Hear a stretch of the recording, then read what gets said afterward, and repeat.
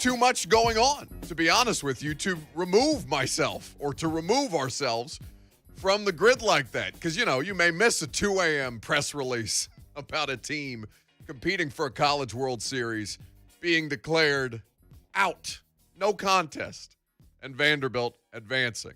Shout out the NCAA. If you want to get involved with the show, 615-737-1045 is how you do so. 615-737-1045. We got a lot of stuff for you over the course of this morning and into your afternoon. But I guess there's no way that we can start today, even though we're basically 3 days removed from all of this. It's been the biggest story, I would argue, in sports over the weekend. Outside of the NBA and the Eastern and Western Conference finals that are going on right now, outside of the tennis taking place this morning, saw the golf get a little bit of traction yesterday as well.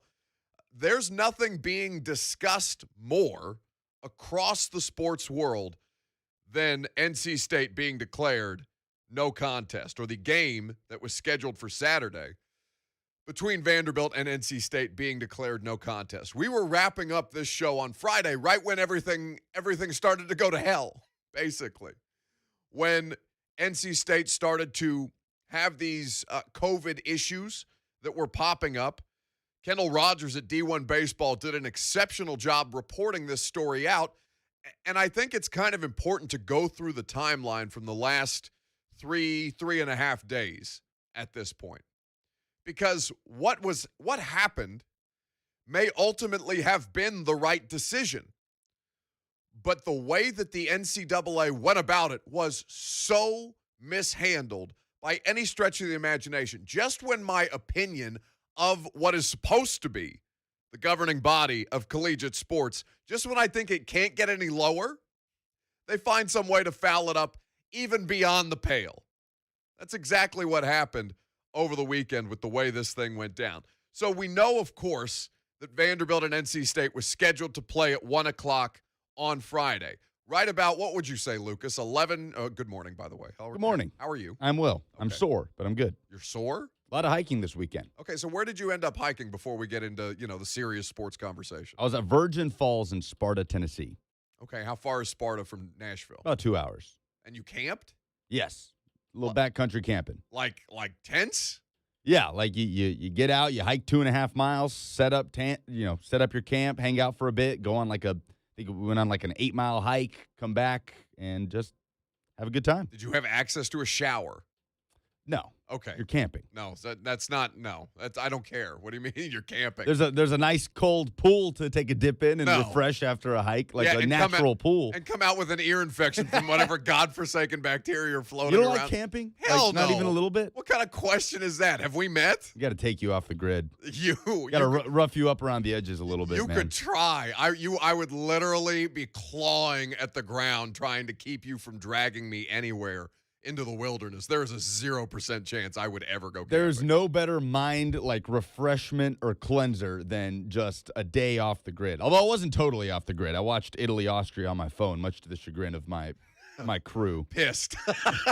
Come on, man. You can't stay away one day. No. I'm sorry. I'm sorry. You can't. Like you said, you can't even stay away for an evening. You'll get a 2 a.m. news dump. Yeah, I woke up to the news dumps early Saturday morning before we left. So that was the first thing I read before taking off. The news dump sounds like a digestive issue.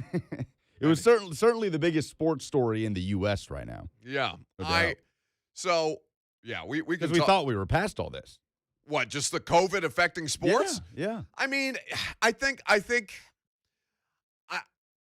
that you're correct in saying the majority of people thought that we were through all of this. Like the last major incident was probably John Rahm being told on the course. Yeah, and then he won the U.S. Open 2 weeks later. Sure, vindication. But what I'm saying is there have been COVID incidents sprinkled across sports. I mean, we were talking in the green room before the show started.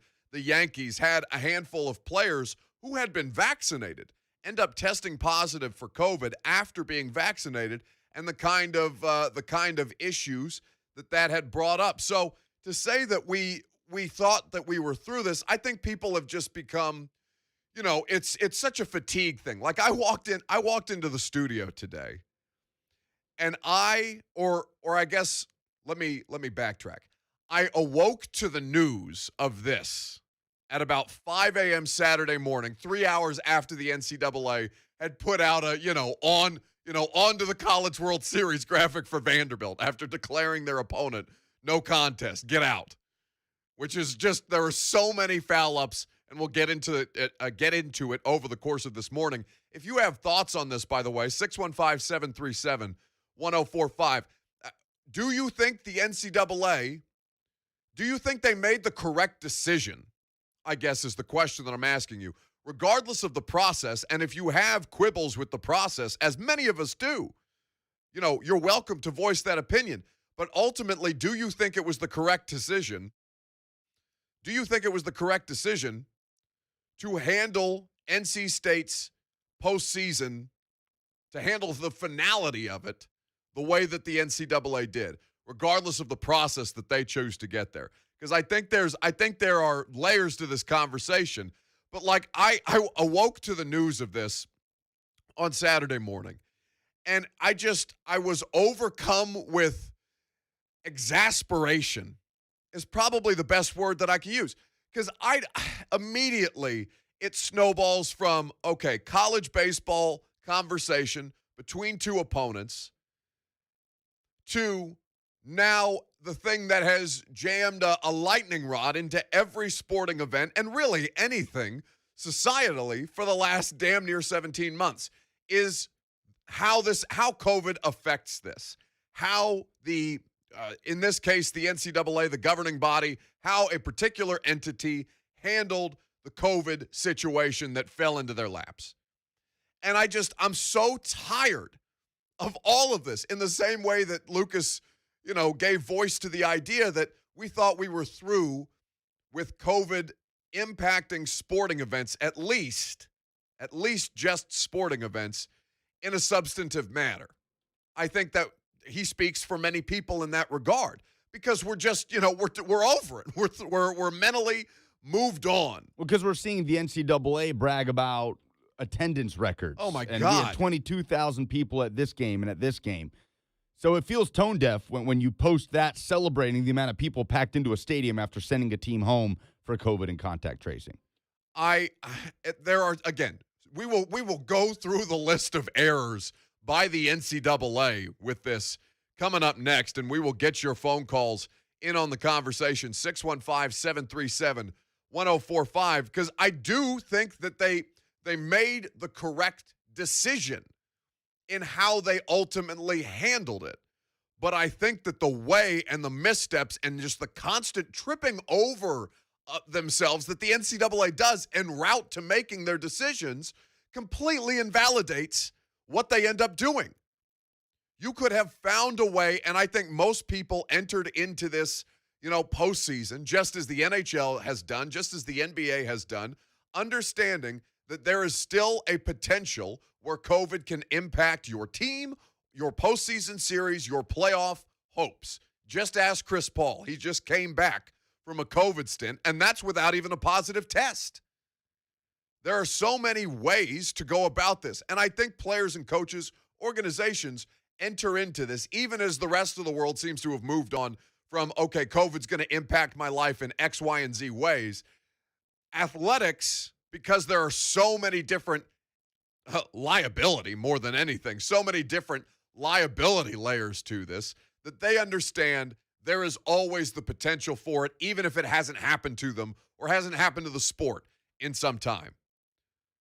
So they could have done this in a way that made it more palatable for everybody. Was NC State always going to be upset about being sent home? Whether you want to call it unjustly or justly, just having their season end that way? Of course not. Are NC State fans right in being enraged today and over the weekend? Of course they are. Are sports fans in general right to be pissed off about the potential, the precedent that the NCAA has set by just saying, yeah, we can straight up end your season? Nobody is arguing that it's going to make you feel good. But it's just something, a reality that people have to come to terms with right now, even as we are so far removed from probably the heaviest of these instances happening. And it had the makings of a magical season, too, on their end, which is kind of why it hurts more for them. I mean, this is a team that was not ranked, that made a very unexpected run to Omaha, that knocked off the number 1 seed in the country in Arkansas, who many had penciled in as the national champion. They hadn't even broken 40 wins. I mean, Tennessee and Vandy broke 40 wins 3 weeks ago. So that's why it really hurts for them, because it feels like it was snatched away out of their control. Really what would have been a magical season for NC State. And they hung in there on Friday. They fought. Yeah, Vanderbilt had to gut it out. 3-1 win in that Friday game after the delays. So we'll get to your opinions on this. 615-737-1045. Matt will lead us off when we come back, and we'll go into detail on how it is that the NCAA went through the timeline that led to their decision and what it means for Vanderbilt. You'll hear from Tim Corbin as well. Before Game 1 of the College World Series begins this evening at 6 o'clock with Vandy versus NC State. More on this coming up next. I'm Buck Reising, and this is 104.5 The Zone. The 3HL. Here's what you missed. How many more years do you have with Derrick Henry? 2? Maybe you get more than that. Maybe you get an Adrian Peterson. I wouldn't be surprised if you get more. Honestly, but at this level, though. At this level, to be realistic, let's say 2. Right. The 3HL with Brent Doherty, Don Davenport, and Ron Slay. This afternoon starting at 3, 104.5 The Zone.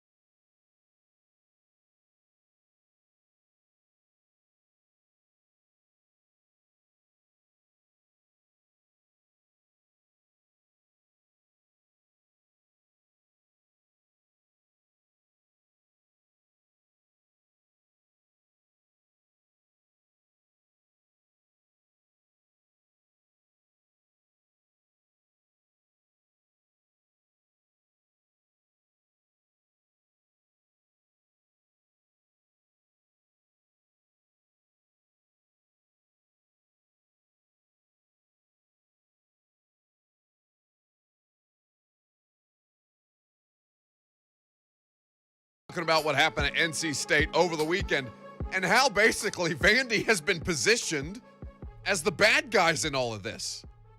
Not the people who made the decision to end NC State's season in a no contest, but the team who's advancing to the College World Series and who, the larger sports consuming population in this country wants to put an asterisk next to.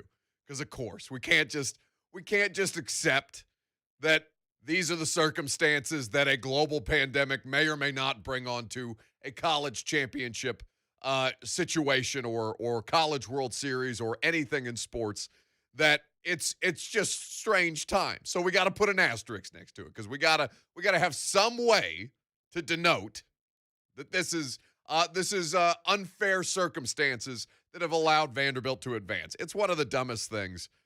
It is one of the dumbest things that we do as sports fans. But like Will Brinson, for example, from CBS, excited to root for Mississippi State against Vanderbilt, he puts with an asterisk, in the College World Series final, and he puts an asterisk next to that. Why is Vandy taking the heat for this? Anyway, we'll get into this, and we'll walk you through the timeline and how the NCAA botched all of the things that they ended up doing outside of the ultimate decision. The decision I don't disagree with. The way that they went about it could not have been handled more egregiously.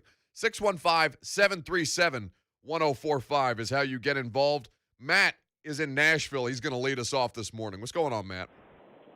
Hey, what's up, man? So first off, I want to say congratulations, Buck, for making it on Busting with the Boys Under the Hood a couple days ago, your TV debut. But is that so? I didn't know I was on the Under the Hood. God knows what they did to me. Yeah, you're playing catch with Will Compton on the field and telling him to shut the hell up and stuff like that. But on to the NCAA, man. I'm from Raleigh. I'm a big Carolina fan, though, and I still wouldn't wish this upon, even though it's NC State, upon these kids, man. I think it's horrible what they're doing to these kids. And I think Lucas could back me up. I compare this to, like, a soccer ref in a soccer match. When he calls a foul that's a yellow card in the game, he's setting the precedent for the rest of that game. For every foul like that is going to be a yellow card. So the NCAA now is setting a precedent that from here on out, if this happens again, it's going to be compared to the first time. And I think they're just going to keep screwing it up and pissing people off left and right. And I just can't I can't take it the way that they're doing it to these kids at NC State, man. I mean, their whole season down the drain for one event, man. So I don't know. I'll listen, guys. Thanks. Thanks, Matt. I have to go check out this Under the Hood. You think they made me look athletic? There's no way. There's no way. Probably not. Probably wasn't their goal. No, I'm certain not. Congratulations to Will Compton, by the way. Got married over the weekend. Looked beautiful. I wonder how Lawan's feeling. He was face down in a river in Montana. Did you see that video? I did. And did Lawan wear a suit to the ceremony? Yeah. Everything I saw, everybody else is in a suit, and Lawan's like in a T-shirt. Taylor called in last week. Maybe we call him on the air. We don't tell him that we're going to call him. Maybe we just call him. Like, I'm wondering if he was just wearing a T-shirt the entire time. It's entirely possible. Yeah. Anyway, so to the caller's point, I mean, the precedent existed, right? We talked about this on Friday, for them to just straight up end a team season. Go back to March Madness recently, and what happened? Was it Oregon? No. Who was Oregon getting? VCU. VCU. The NCAA tournament, yes. Correct. The NCAA tournament. Oregon was set to play VCU. VCU was having COVID issues. The NCAA came in and just said, no, we're going to replace you, essentially. Oregon is going to move on. And VCU, I'm sorry, but this, them's the breaks, basically was the explanation that was given. There are so many ways that the NCAA, I mean, you could have just said, hey, our precedent for this is what happened in the NCAA college basketball tournament in March Madness. We have already done this once before, NC State. We hate that this has happened to you. We are sorry for all of the strife that it is going to cause you and your families, and we apologize basically for the circumstances that led us to this decision. But this is what we have to do, and this is how we went about doing it the last time around. You could have softened the blow on this by a mile. And by the way, you've put Vanderbilt in a horrendous position because now the entire country outside of Nashville, Tennessee is rooting against Vanderbilt. Like they did something wrong in all of this. When in reality, they were just as much in the dark about everything that was happening as all of us were outside of the NCAA. Here was Tim Corbin talking about, this was post-game, after Vandy had beaten NC State on Friday, prior to Vanderbilt discovering and NC State discovering and the rest of the world discovering at 2 a.m. that there would be no Saturday game. After Vanderbilt won 3-1 and had to gut it out, NC State put on an admirable performance, basically, with only half their team available to them. This was the head coach of the Vanderbilt Commodores talking about, how little they knew. I'm going to start with North Carolina State first, and we certainly sympathize with Elliot, Chris, Clint, Joey, their staff, their team, their fan base, too, understanding that we don't know the level of hurt that they're exposed to right now, but we certainly recognize it. Watch. That was Tim Corbin speaking on the NCAA's decision to not allow NC State to play. I mean, what else is he supposed to say?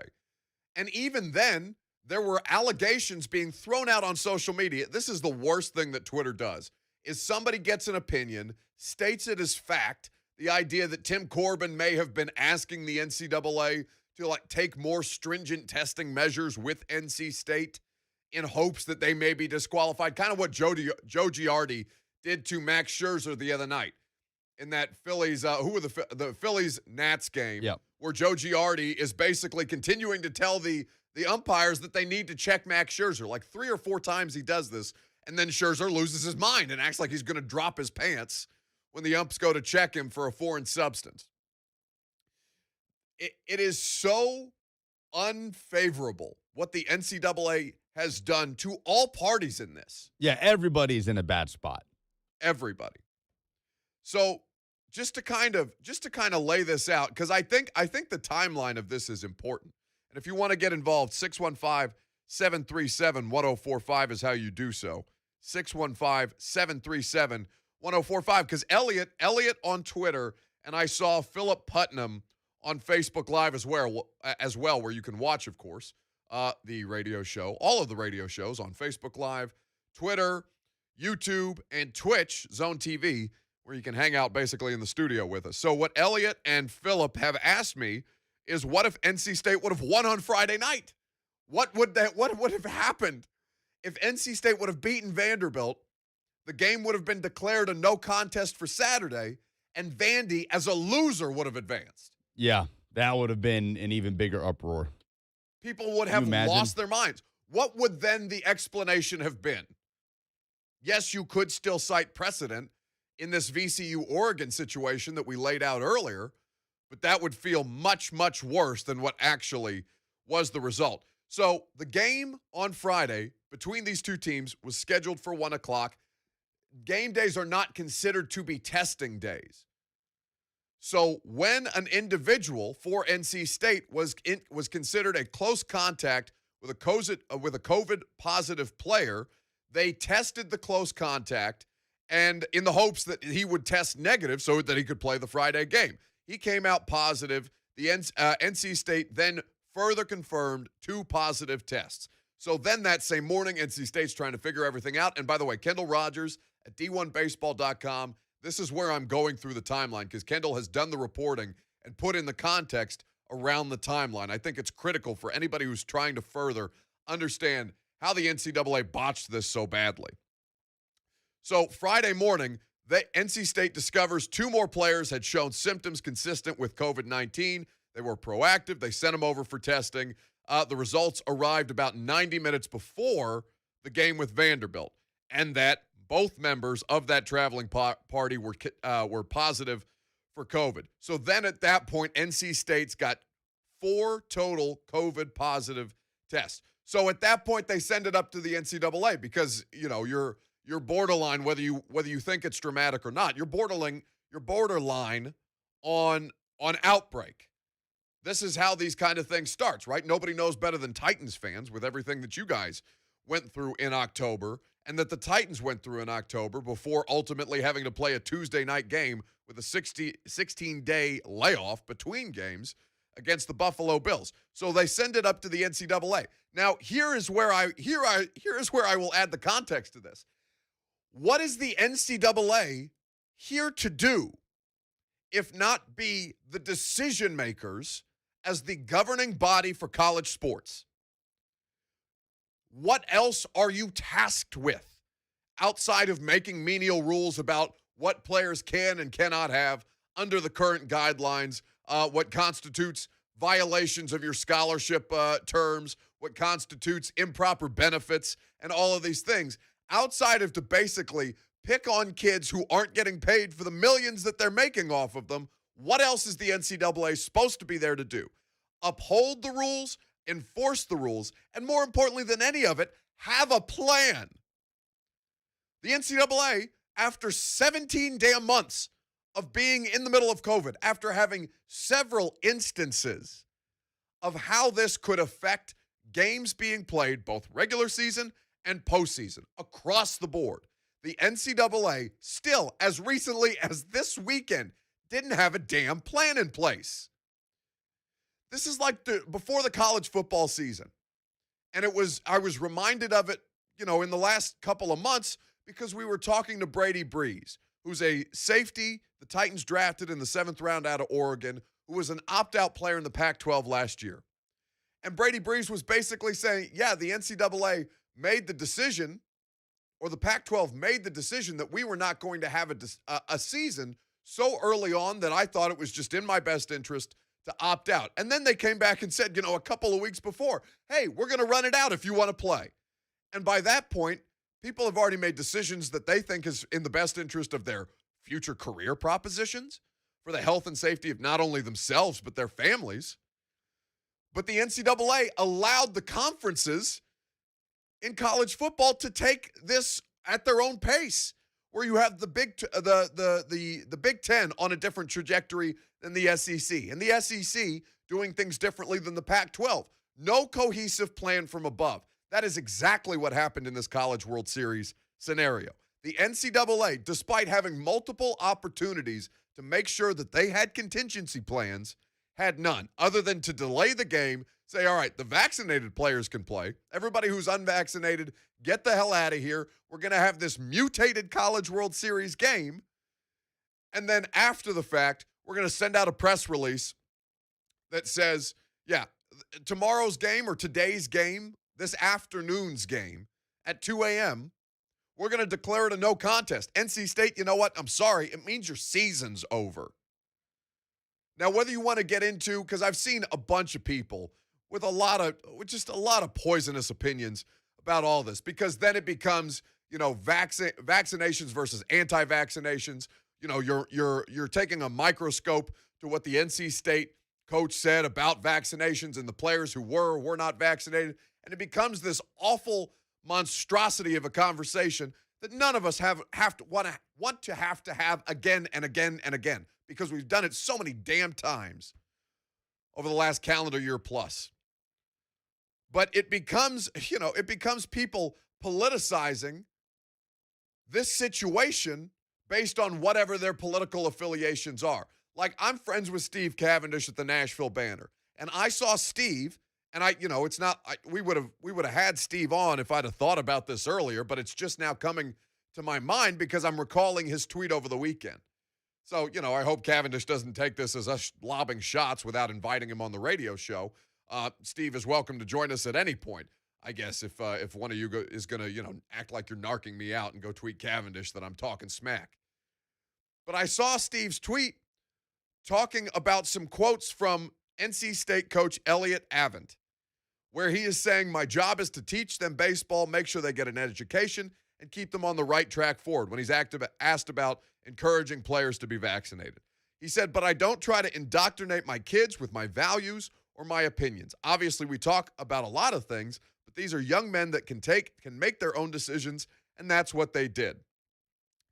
So Cavendish quote tweets these words from NC State head coach and says it is delicious karma that the school that was a big part of the Moderna vaccine advances, talking about Vanderbilt, while a school with a coach who apparently doesn't believe in science is out.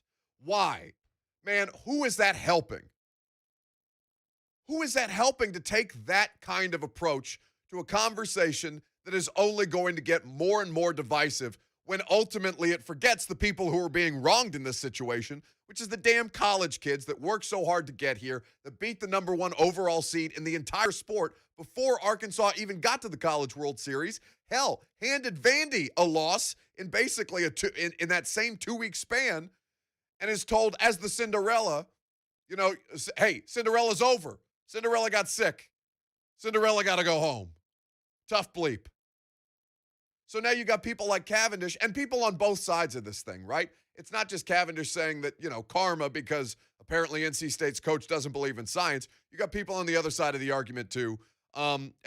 There is no middle ground apparently when it comes to vaccinations in sports. You gotta swerve to one side or the other. Pisses me off. But like I'm looking at Steve's thing because we've talked about this before. I got vaccinated. Lucas got vaccinated. It was the right decision for us.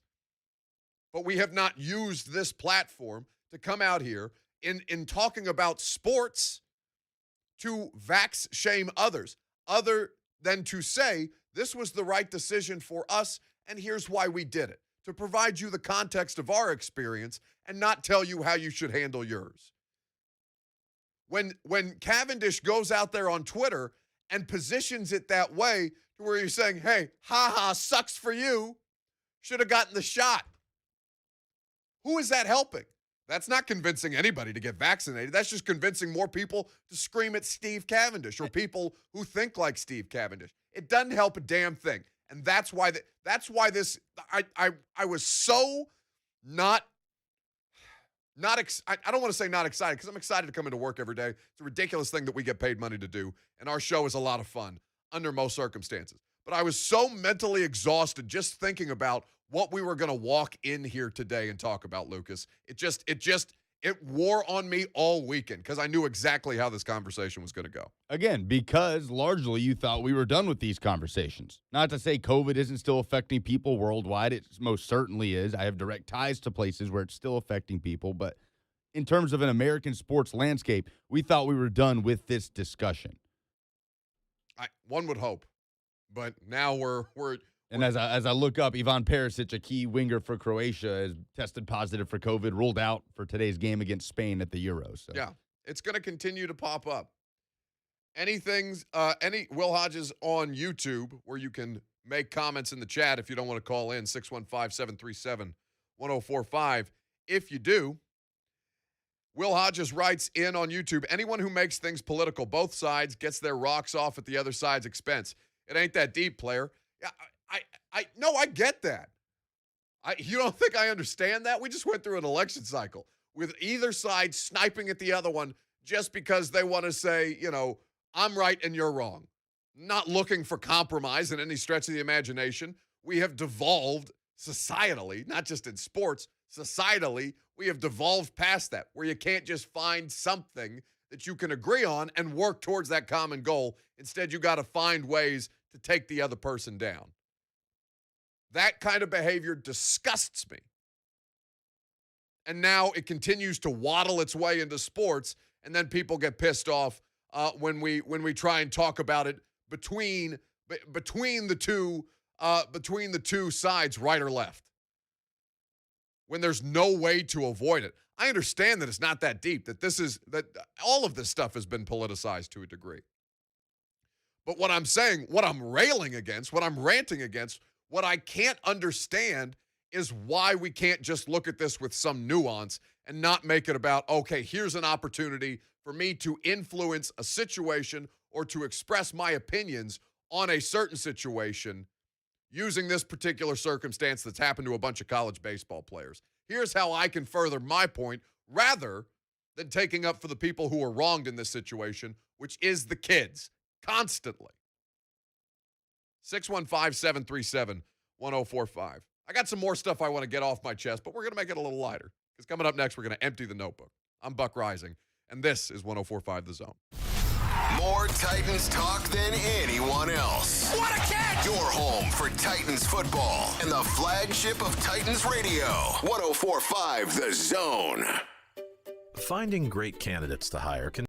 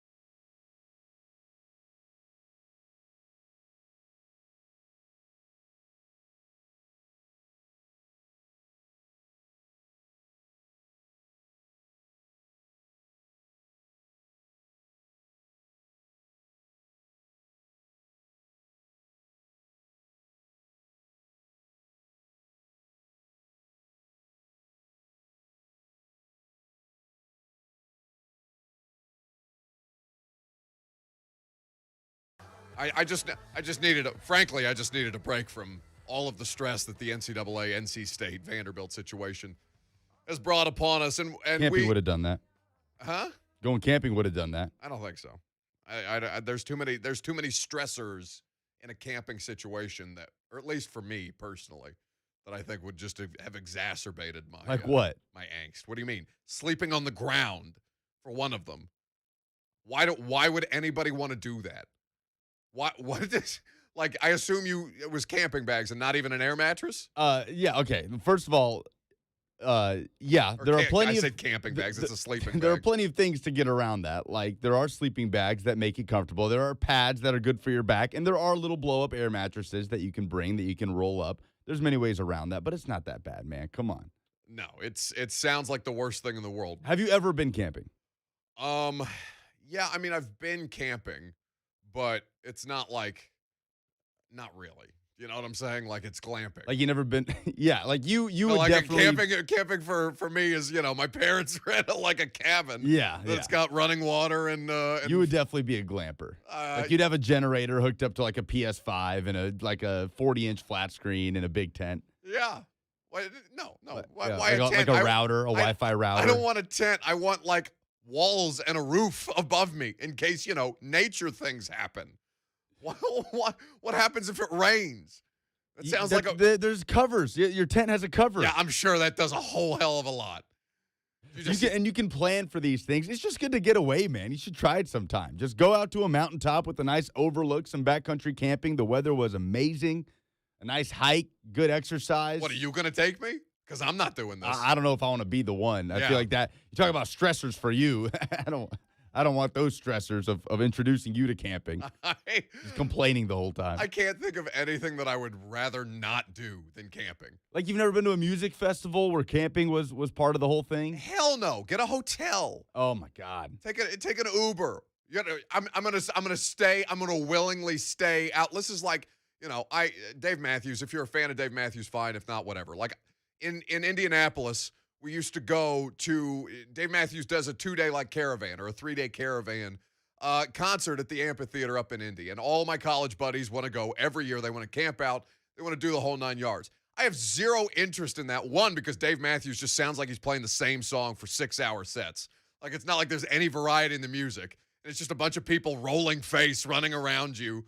And, thinking they're being chased by dragons while listening to a 17-minute violin solo. I've seen him 3 times, and and I'm good. I don't need to see him again. Right. So I hear you. So outside of my mixed emotions about the Dave Matthews experience, they're like, yeah, we'll set up in camping. The last time I went camping, like tent camping, was the Indianapolis 500.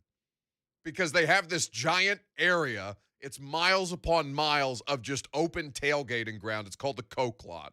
Not just because of what people are doing in the lot prior to the race. So we went up in college and we camped out. We had prepared to camp out.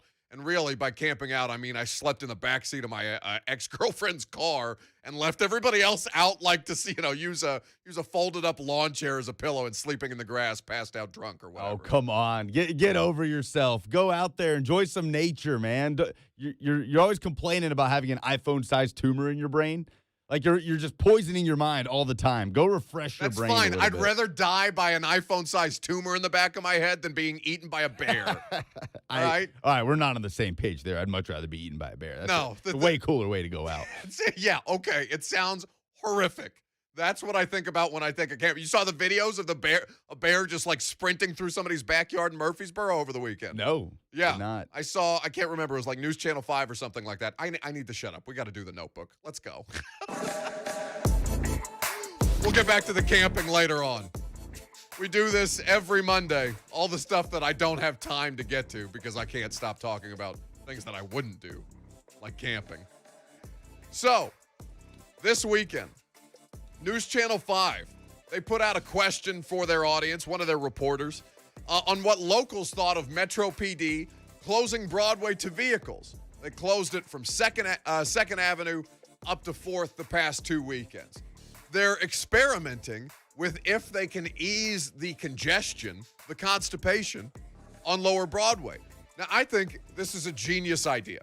I think that it works so well for Beale Street in Memphis, I think there are so many examples of how it can make life, frankly, safer for the amount of drunk people that we got running around in downtown when they bust the bachelorettes in for the weekend. Close it down. Let people get rid of the open container laws from 2nd to 4th. Let people roam. Make life safer for all of the drunk people who come into our city, spend money, and bolster our economy. We thank you for your service. We would also like you to not get clipped by a bird scooter while you're trying to walk from 2nd to 3rd or whatever. So there have been many situations like Austin and 6th Street where people are saying that it causes problems for the people who live on 6th Street. My contention is if you live on Broadway, if you willingly choose to live on downtown Broadway or anywhere close to downtown Broadway, then you're just getting what's coming to you. You want traffic problems? You got them. You want noise violation problems? You got them. I have no sympathy for the people who choose to live on Broadway and how closing it to traffic might affect their lives. Tough bleep. Sounds like a nightmare. Oh, my God. Can you imagine? Speaking of Memphis, speaking of Beale Street, I saw a ridiculously stupid opinion on social media. In fact, it was sent to me yesterday. Jermaine Smith on Twitter. The Tennessee Titans would have been way better in Memphis than in Nashville, he writes. That's fact. Nashville is a bland city with no soul.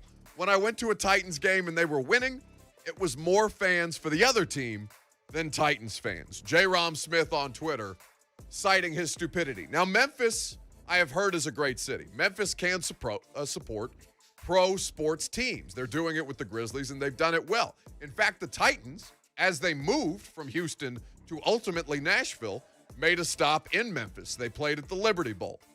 And I'm certain that Memphis would support it and that Nashville would probably support Tennessee's NFL team the way that maybe some people in Memphis do. Maybe some people are Cowboys fans, it sounds like. But ultimately, to state something so ridiculous like Memphis would do it better than Nashville with no context, no substance to back up the argument is just furthering the divide between Memphis and Nashville. We talked about politicizing the College World Series. We have interstate politics that the flames are being fanned because some idiot pressed send on Twitter. I had more stuff about trying to build a Habitat for Humanity home over the weekend. Maybe we'll get into that because you want to talk. People are talking about, how soft I am for camping. Hey, wait till you hear how badly I botched an attempted construction job for charity. At least, I tried. We'll get into that coming up next. I'm Buck Reising. This is 104.5 The Zone. Getting you set for Titans training camp. Bam! Your home for Titans football and the flagship of Titans radio. 104.5 The Zone.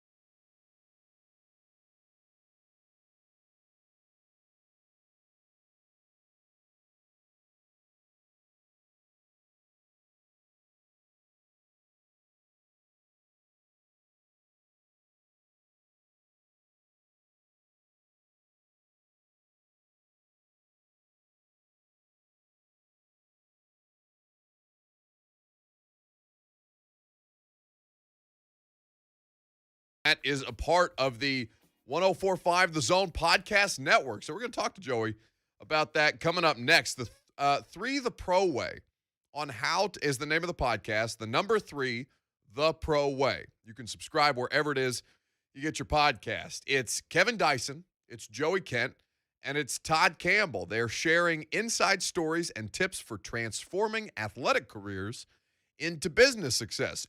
Lucas, do you know who their first guest is? I don't. Eddie George. Well, not bad. Not bad. So that's available wherever you get your podcasts. I am looking at a press release in front of me right now. So Joey will join us coming up next. I've never had the opportunity to talk to Joey, so I'm looking forward to that. If you want to get involved, 615-737-1045 is how you do so. 615-737-1045. So we have not talked about Nashville SC. Where are we? Are we any further in our campaign to get Joshua Black made the official fan representative of the Nashville Soccer Club? Have we made any progress on that front? I don't know. I can't speak to that on the side of the club. I hope they have noticed Josh's cries for what did he say? To be the official spokesman, right? He wants to be the official spokesman. Right. He wants to be Nashville SC's official spokesman, not Soccer Jesus or Soccer Moses, rather, but Josh Black, because he was at the game. You were at the game on Saturday. No, I was not. I was camping. Oh, that's right. Idiot. I was at the game last Wednesday. Shafe hooked us up with some tickets to the Toronto game, but definitely thrilling finishes in each one of those. Stoppage time winner on Wednesday and a stoppage time equalizer on Saturday. Yeah. We're speaking of exciting announcements. We're hoping to have an exciting event planned with Nashville SC to be able to tell you guys about here in the near future. We'll give you more details on that. And speaking of the Zone Podcast Network, we also have an exciting venture that we are looking forward to telling you about at some point in the near future. So keep your eyes, your ears attuned for all the cool stuff that the Zone is rolling out, particularly in the immediate 3 The Pro Way, the new podcast with Joey Kent, Kevin Dyson, and Todd Campbell. Before we get to Joey, though, there are so many. I mean, the podcast market is flooded. The market is saturated by miles. And I think, I don't know how much the pandemic kind of exacerbated this when everybody was starting to do broadcasts from home and, many other people figured out that the equipment to do a podcast from home was readily available to them. Zoom made those things easier. But a lot of athletes in particular have podcasts now, not necessarily radio shows, because they are different formats, even though they are similar in what some of the content is. But a lot of athletes have podcasts. So I was curious what people's favorite athlete-driven podcast, right? Not because I've got everybody got a podcast. I got a podcast that comes out every Tuesday. It's called the 615 Sessions while we're sitting here plugging things. If you want to send me questions, by the way, you can slide in my DMs on Instagram. We answer them in the pod every Tuesday. And that's we're gonna have Alan Bell on as a part of the podcast tomorrow. So a lot of gambling, a lot of Vandy talk there. Mark Mabry says Pod Goats is the best podcast just in general. I know, but I want to know what people are listening to from their favorite athletes. Because Kirk Cousins has a podcast. It's done under like the Minnesota Vikings media umbrella. It's hugely sanitized. And also, do people care what Kirk Cousins has to say? Is that mean? I don't, when I think of athletes that I'm looking to go to for transcendent thought, Kirk Cousins doesn't necessarily come to mind. Nah. Maybe not Cole Beasley either. I don't know if Cole Beasley got a podcast. But like Lawan and Compton, right? Will joins us every Wednesday, except not, the next couple Wednesdays because he's on his honeymoon. We at some point need to get Taylor Lawan on to talk about why he was face down in a river in the middle of Montana whilst everybody was celebrating Will Compton and Charo getting married.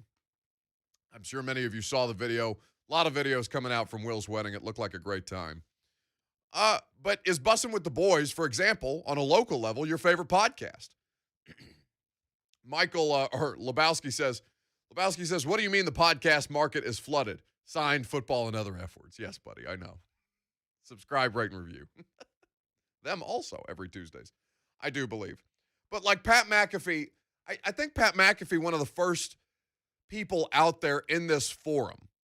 And I wonder, we're talking to a radio audience. A lot of people also podcast the radio show, but this is, in its current format, a radio show. It's different. I am obviously not an athlete, but I do provide you context. I am tasked with the job of telling the story of your favorite athletes because I get to cover the events.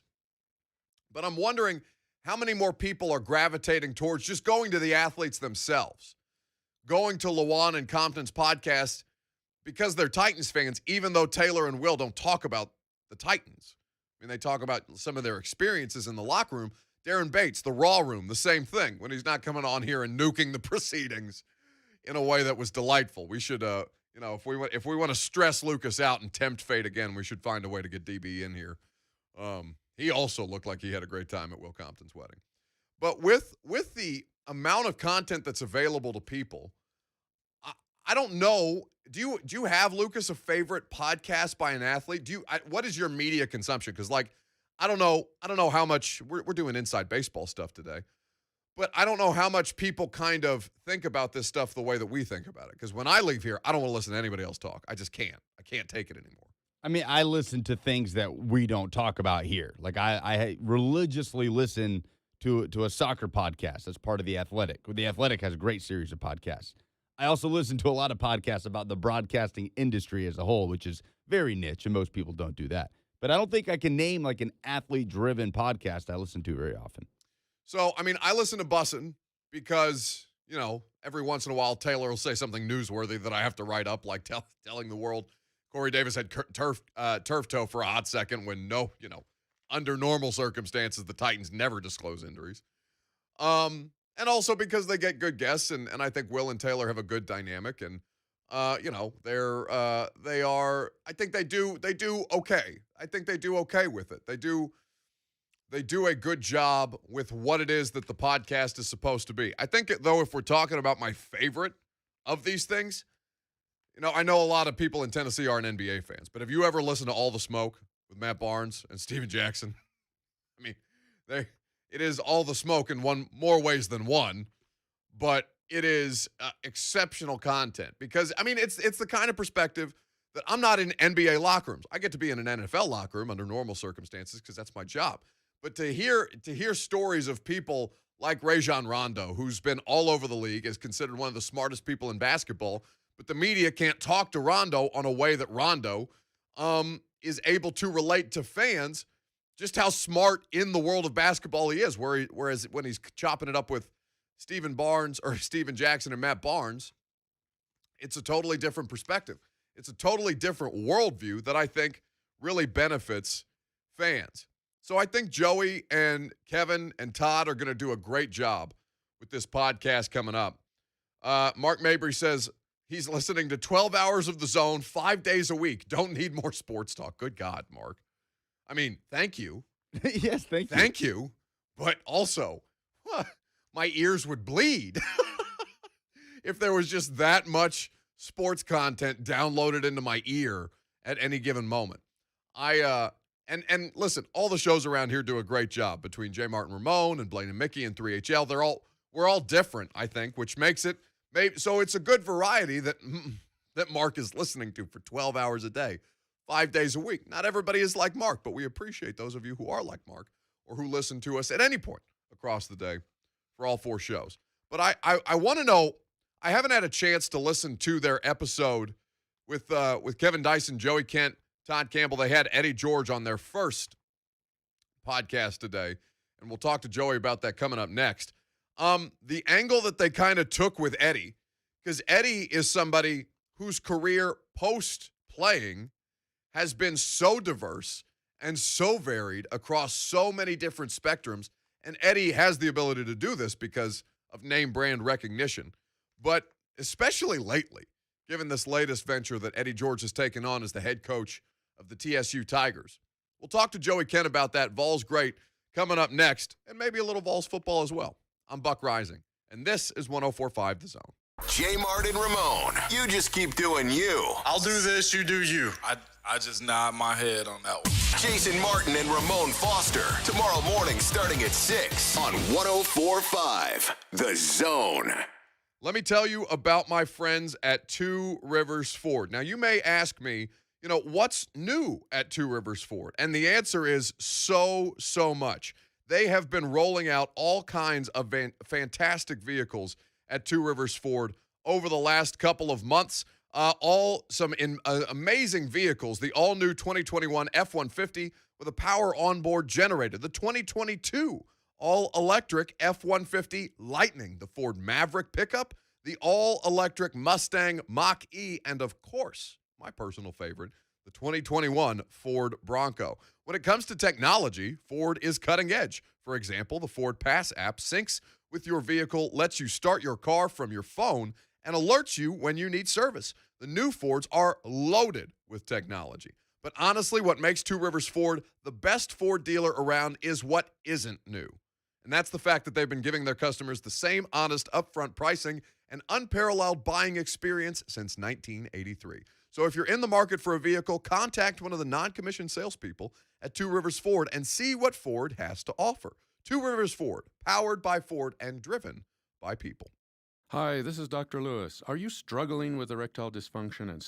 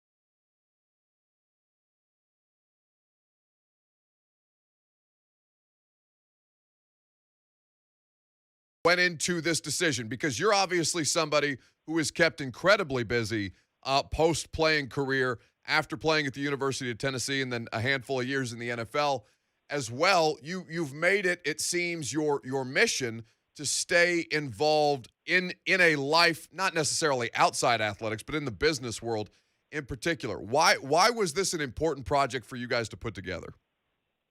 Really, but this project is like over 20 years in the making, because Kevin and I, along with Todd, we would have these conversations about like career transitions from athletics or from the entertainment world, and Kevin and I specifically would talk about, our transitions and how tough it was, and after we were done playing football, like what should we do with the rest of our lives? And obviously we figured it out, but that's the premise of the show, to talk to athletes, entertainers, business people, to kind of get their story of their career and how they managed to change careers and transitions to different facets of their life. Not only a star-studded cast of co-hosts with Kevin, Joey, and Todd, but certainly it will be a star-studded lineup of guests. They're leading off with Eddie George. It's available wherever it is you get your podcast, or if you're subscribed to any of the Zone shows podcast feeds. We dropped it in your podcast feeds this morning for you to be able to sample. 3 the Pro Way is the name of the podcast. Joey can't hear with us right now on 104.5 The Zone. So to that end, Joey, what was the most difficult part of your transition? Because I think people underestimate the idea, certainly with a career averaging, right around 3 years in the NFL at this point, and how your career in the NFL went. What was the biggest part of the transition for you, and basically, early in your life being told that, yeah, you're this portion of your life, it's already come to a close? Yeah, that's funny because, again, Kevin and I would have these conversations. When I was a second round draft pick, and being at that age, you anticipate your career lasting 10, 12 years. Right. Football was done with me after 4 years, so I was 26, 27 years old, right? With very limited work experience or history, because obviously the workload that we have in college athletics, we're not able to necessarily have a job. So if you'd have seen, Buck, my resume that I filled out post football, it was laughable, because it basically just said NFL on it, right? So I had to make decisions of what I wanted to do, and luckily I had a mentor. His name is James Roberson. He was a veteran with the Oilers, and he retired a couple years before me, and he kind of saw my career trajectory, and he was like, man, you really need to start thinking about what you want to do post-career, right? Because even if you do have a long career, you're still going to be a young man. And I took his advice very strongly, and started venturing outside of football. And my career now in pharmaceuticals is like 16, 17 years, and I've launched a business now, and obviously doing a podcast. But that's the conversations that we're going to be having on this show, because not all the stories are going to be pretty. It might have a pretty ending, but we talk about mental illness, we talk about depression, we talk about a lot of different subjects with these guests, because a lot of not only athletes but entertainers and business people have a similar story, that they have to go through different parts of their life and struggle sometime and trying to find their way. And Eddie is no different, man. He was so awesome, and he is very vulnerable with his time, right, in his story. He drops a lot of nuggets that I didn't even know, right? And starting from when he was in middle school and going to Fort Union Military Academy, when his mother decided that he wasn't on the right track, and not really having instant stardom there, and having to stay another year because he wasn't highly recruited, and eventually landed at Ohio State and had early success, but then didn't start until his junior year, right? So obviously Eddie has found his niche as a man, a husband, father, and in his career, that he's the head coach at Tennessee State University now, but his story is so interesting, and he talks about his mother and his father. I think you guys will enjoy it once you listen to it. It's about an hour long. It's a little bit different from, when you hear Eddie on the radio, you hear him for 15, 20 minutes. This gives him an opportunity to basically tell his life story in that format. And he starts from, when he was a child all the way up to, what he wants Tennessee State to look like and everything in between. So it's an awesome listen. I know obviously I'm biased, but that's okay. I think you'll enjoy the podcast. No, I'm very much looking forward to it on my drive home from work today. Joey Kent, ball football legend, here with us on 104.5 The Zone. We're talking about his new podcast project that Kevin Dyson, Todd Campbell, and himself have launched, 3 the Pro Way, available in your favorite podcast app. Now subscribe, rate, and review. The first guest, as we're talking about, Eddie George, Titans legend, of course, and now the head coach of the Tennessee State University Tigers. For the conversations themselves, Joey, I think that in how quickly, and everything certainly in the last 17 months has kind of had to adapt to the circumstances that COVID has brought upon us, but the media environment in particular, I think, is shifting so rapidly where people like me who have done conventional media jobs are kind of having to reevaluate basically where our position is in this landscape, because the athletes have bigger platforms than us anymore, and they no longer need us in a way that they used to be able to get their stories out. I think that there are so many benefits of that in a way that, even as I understand, it's probably making people like me obsolete. To see that perspective, to hear that kind of vulnerability that you're talking about, Eddie had in his conversations with you guys today on the podcast, it is such a different experience than having basically for fans to hear it third hand through a media member coming out of a press conference or a radio interview, what have you. How beneficial have you found this new kind of, I don't want to call it a new format, because there have been former athletes who have done podcasts before, but sure. certainly for the ability for the athletes to be able to tell their stories in an environment that's more comfortable for them. Yeah, I mean, that's the great thing about the podcast. Obviously we talk to people we know, but some people we talk to we didn't know. The first time we met them was when we introduced ourselves on the podcast, and luckily we've had some awesome guests. We recorded about eight or nine podcasts so far, and we'll drop those every week. But the conversations that we had and the way the guests have kind of opened up, because we explained to them, this is your opportunity to kind of tell your life story in your own words, right? You can read or you can Google about someone's career or pull up their Wikipedia page, but to hear it directly from their mouths and how they felt and their emotions and how they might have been scared at a certain point in making that transition. Again, this episode tonight, you're going to hear all of that.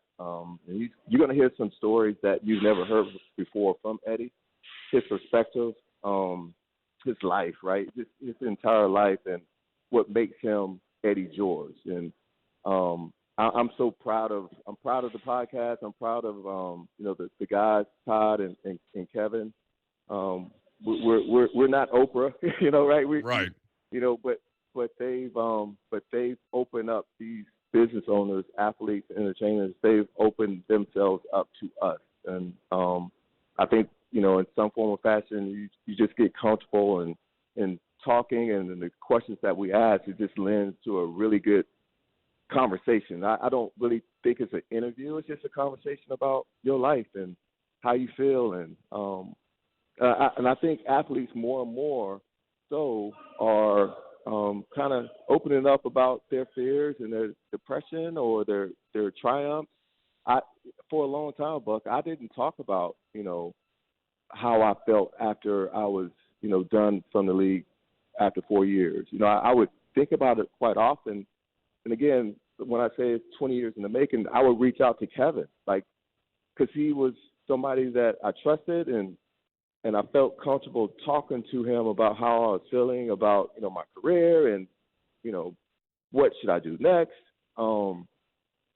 This is what this podcast is all about, man. and you're going to hear from every single guest that we talk to that everybody has a story, right? And sometimes that story is great. Sometimes it has some ups and downs, but it's their story and what makes them them and what makes them successful. Joey Kent here with us on 104.5 The Zone. Last one for you, Joey. You mentioned that it did take you some time to basically come to terms and be comfortable with talking about how everything ended up playing out in your athletic career. What was the most, I guess, was it being that kind of vulnerable? Because we all think of athletes as superheroes. Certainly fans do. Media basically tells their stories as if they were superheroes, as if they're people, who are above normal human problems. But I think so often athletes put that pressure on themselves to not show that kind of vulnerability because it would indicate some form of weakness that they don't want, their opponent or whomever would be critical of them, any walk of life, to be able to look at them and think of them as anything less than superhuman. Yeah, it wasn't easy, Buck. I mean, it just the feeling of letting yourself down, letting your family down. It's just a lot of different emotions. Coming to grips with a game that you played ever since I played it ever since I was 5 years old. 5 years old, and I was successful at every level until the NFL, right? And just coming to grips that at 26 years old that you're done. Like I use the analogy of like a surgeon. They go to school and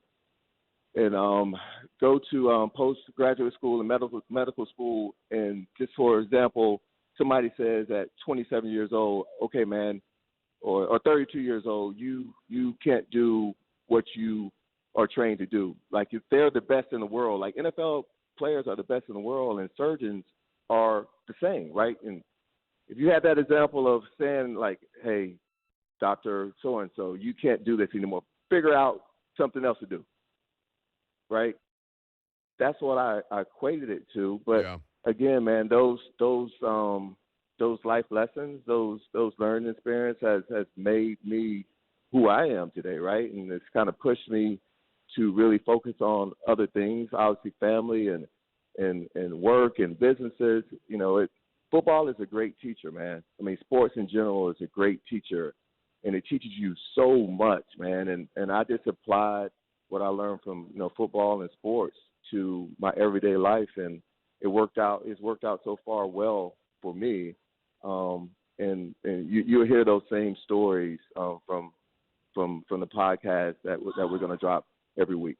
Without question. Joey, it's been a pleasure to be able to speak with you for the first time. I hope you won't be a stranger, and we're looking forward to checking out 3 the Pro Way, the new podcast with Joey Kent, Kevin Dyson, and Todd Campbell. First guest, Eddie George, available now, wherever it is that you get your podcast. Joey, I appreciate the time, brother. Hey, Buck, thanks so much for having me, man. No question. It's going to be a really cool project. It is a really cool project to be able to get these 3 guys experience. It's something that we so rarely consider. And I think, outside of the games themselves being played, which is what we care about the most, right? Who was it that came on a couple of weeks ago, Lucas? Michael Felder, and put it in as fantastic a way as anybody has ever verbalized how we consume sports. Football is our favorite television show, but we may not necessarily understand, or really don't understand, what it is that we're watching from a schematic standpoint, and really diving deeper into who all of the people involved in our favorite television shows are. Who these people are, these athletes are, these coaches are, on and off the field. How everything in their day-to-day lives ultimately affects who they become on the field, who you see on Sundays or on Saturdays in the case of college football, and how that affects positively or negatively their performance on that stage. I love stuff like this. And maybe it's just because of what we do for a living that I'm more interested in the inside baseball stuff, because the conversation about on the field, it's going to be the same year in, year out. Who won, who lost, who made a bad decision, who missed a play here or there, tight end X in offensive coordinator Y's scheme, all of it. those conversations, they change by degrees, but there's not much more to them. This stuff, there's legitimate substance and depth to, in a way that I think the audience is really going to enjoy. If you haven't checked out the podcast, go subscribe, rate, and review right now. When we come back, though, I want to get into, we talked a little bit about Caden Salter last week. Who's in the transfer portal. Correct. And put out a statement on his decision to enter the transfer portal after being dismissed by the University of Tennessee. I'd be curious how the audience feels about Caden Salter's decision, saying that it can affect my immediate, his poor choices, basically, and I'm paraphrasing here, affecting his immediate situation, but not needing to affect his long-term goals. We'll talk about that coming up next and get into some more Tennessee topics as well. I'm Buck Reising. This is 104.5 The Zone. So, chatting Titans? Well, it's our favorite pastime. Your home for Titans football and the flagship of Titans radio. 104.5 The Zone.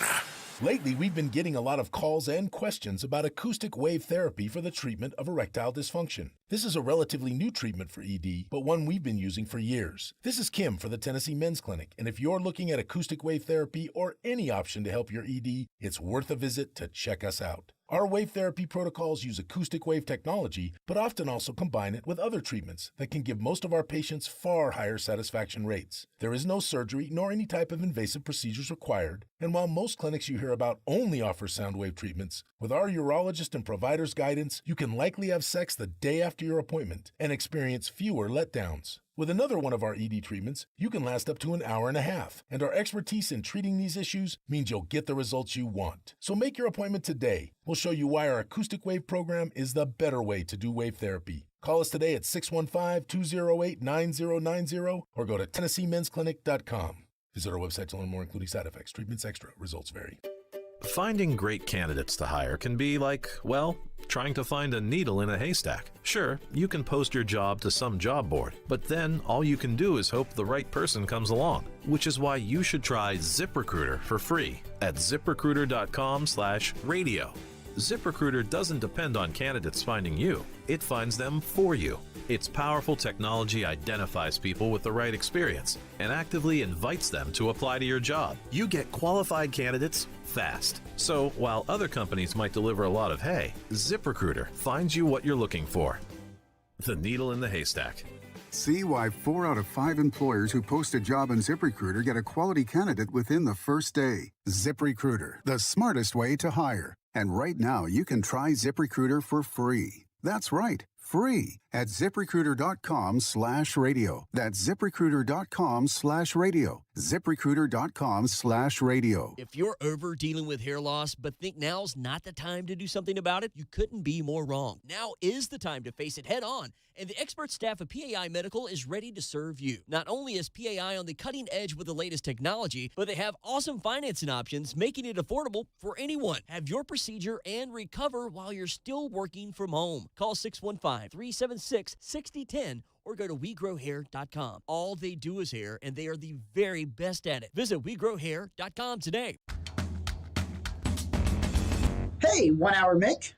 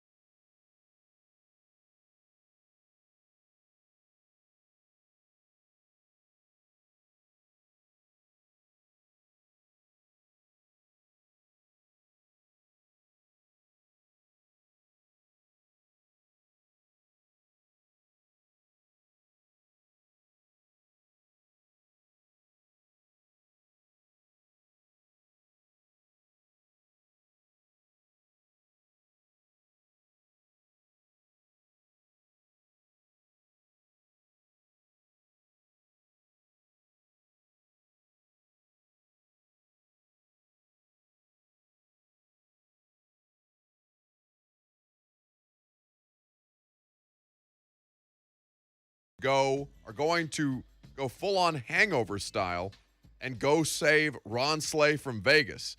I would say Buck Reising, but he's like Mr. Chow. The way that he acts. Is Slay in Vegas? Yes. Yes. my I knew he was God. going to Vegas over the weekend. I didn't know he was stranded possibly on a roof. Is he? I don't know. It's entirely possible. You know what I noticed?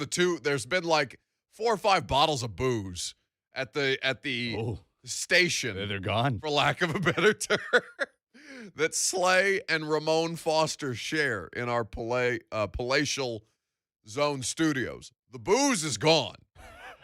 So I assume that it made the trip with Ron Slay. Why is he in Vegas? I don't know. I didn't ask him. I just knew he was going. I would say we could. Oh, well, his birthday is in 2 days. Oh, okay. Oh, speaking of birthdays, do we know what birthday it is for Jonathan Schaefer? Let's say 27. Okay. Well, a very happy 27th birthday to exceptional executive producer of J. Martin Ramon and many other responsibilities, duties, and otherwise here at The Zone. Happy birthday, Jonathan Schaefer. And happy birthday to him. I don't care. Good luck. We'll wait a couple days before we wish Slay a happy birthday. We need to know that he actually survived Vegas before, so we're not wishing him a happy birthday post-mortem. Have you ever been to Vegas, by the way? No. Oof. No, if I was going to Vegas, I would need like a solid $3,000 gambling budget. What do you gamble? I mean, like outside of sports betting. I'm not a routine gambler, and I'm not even that routine of a sports gambler. But like, if you put me in a casino and things start to get fun, then I can get carried away. I'm the type of person to get carried away. Do you? No, I can't imagine. I have been to, so I have an uncle and aunt who live in Vegas. My cousin works for is it the Las Vegas Aces? The WNBA team out there? I think so. She works for the Aces. So and my uncle is a weatherman in Vegas, which sounds like the most cherry of broadcast gigs. Yeah, it's dry and hot. Again, until the end of time. Just varying degrees by, maybe 10 or 20 at any given desert day. So he's a weatherman in Vegas. So I've been out to Vegas a handful of times, but only one time have I been to Vegas with the intention, like staying on the strip and doing Vegas things. We went 14 of us. I'm the youngest of my graduating, of my high school buddies. Youngest of my high school buddies. So I was the last one to turn 21, and 14 of us went to Vegas for my 21st birthday. Now, we were still in college, obviously, so we had it was basically financed by our parents, which was such a bad idea because one of my buddies used his dad's credit card and then was immediately he had a breakdown. He had a breakdown for how much money he spent on his dad's credit card drunkenly. Like an emotional breakdown? Straight up sobbing, straight up tears. We obviously, I'm not going to tell Vegas stories on live radio. I would not incriminate, even despite the statute of limitation. What are we? We're 6 years removed. Almost 7 years removed from my 21st birthday. There has to be some fault there with the dad. With the dad? Here's my credit card, kid. Go to Vegas. Have some fun. Well, I went to private school, so I'm friends with a bunch of trust fund babies, which is why they made the trip to Vegas. I don't care how much money I make. I knew that they'd pay for everything. Never do that. Yeah. Think about the bottomless pit of money that Vegas can turn into. Especially if you're a dude. If you're a woman, Vegas is actually pretty affordable. But guys, you get to the ATM, it charges you $10 just to take out money. And then your first drink cost about $27. Well, we know Slay likes to lay a wager down here and there. Sure. I don't know if he would be comfortable telling us what's the most Ron Slay's ever gambled on a sporting event. Maybe we'll see. We'll see if we can't do something with Slay, even though 3HL and you and I are in a feud, an inter-show feud. You're gonna drag me down with you. I do not want to go to battle against Don Davenport. Well, you're dumb because I'm gonna win. I know I don't have a choice because it's our show, but just know that I am not comfortable with going to battle against Don Davenport. Tough. Coward. You're the one that you don't want to go camping because the ground's too hard. Did I say it like that? Because the ground's too hard. Yeah, and I don't like bugs and dirt, all this other crap. I live downtown. I don't even have grass by me. I don't think bugs exist. Free your mind. Experience outside. No, it's outside is overrated. Outside wildly over. I mean, outside just generally, but like on a rooftop bar, not in a tent on the ground where a bear can eat me. Good for the soul. One of these, it's not, wait, Murfreesboro is in Rutherford County. Yes. Yes. Good job. Victory. Not one of these Rutherford County black bears that's running around terrorizing neighborhoods. They're very docile. That's what I hear. So we said we were going to talk about Caden Salter here, so we should get to that.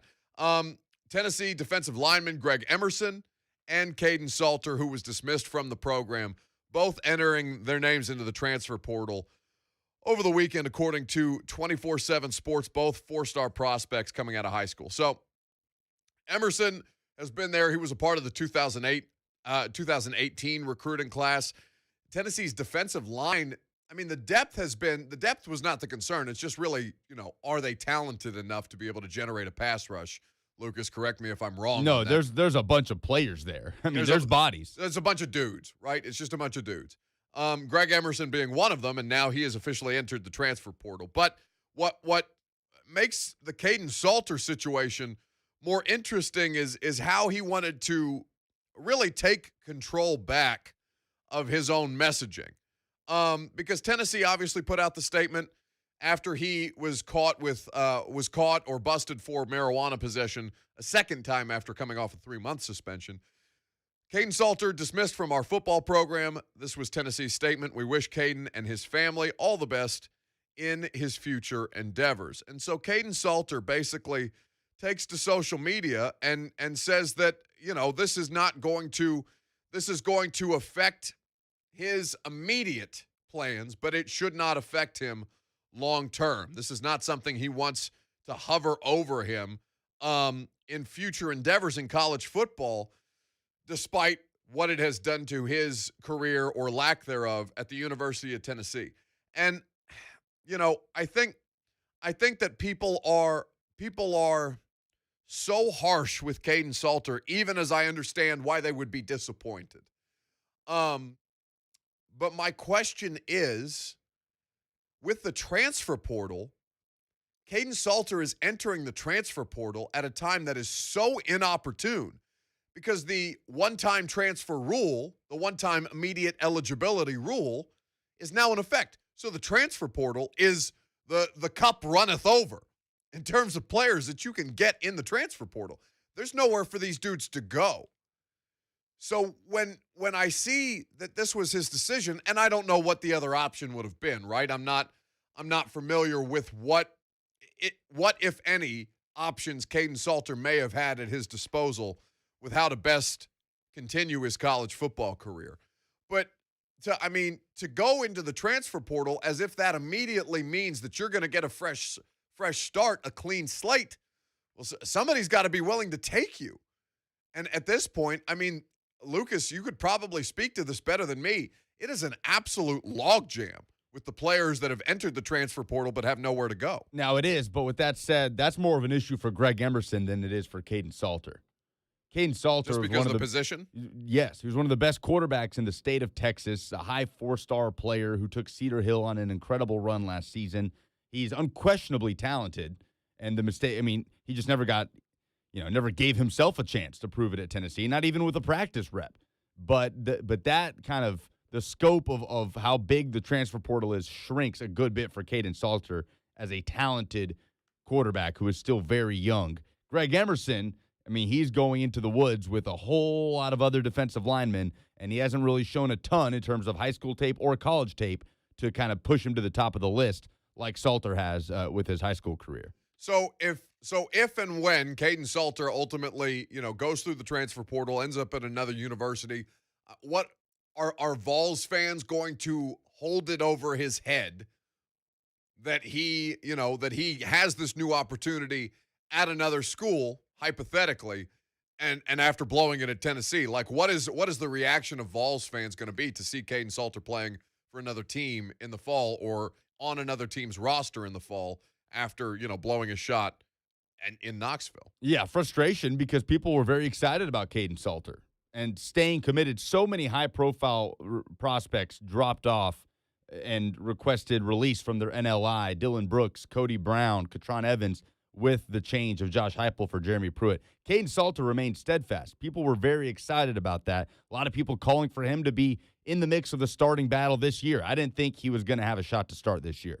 But he was a player people were really excited about. And I followed his high school career very closely, writing for Vols Wire. I mean, I wrote on nearly every postseason game he had with Cedar Hill. The way that guy can throw on the run is incredible. He's going to find a home somewhere, and he's going to have success if he can keep everything in a straight line and not make some of the dumb mistakes that he made in Knoxville. And it's going to be very frustrating for Tennessee fans if Joe Milton's throwing 3 interceptions in a game midseason coming up in 2021. Caden Salter's having a breakout campaign. Well, I think it's as much about the alternative as it is about, who or Caden Salter leaving, right? It's that Joe Milton excites absolutely nobody.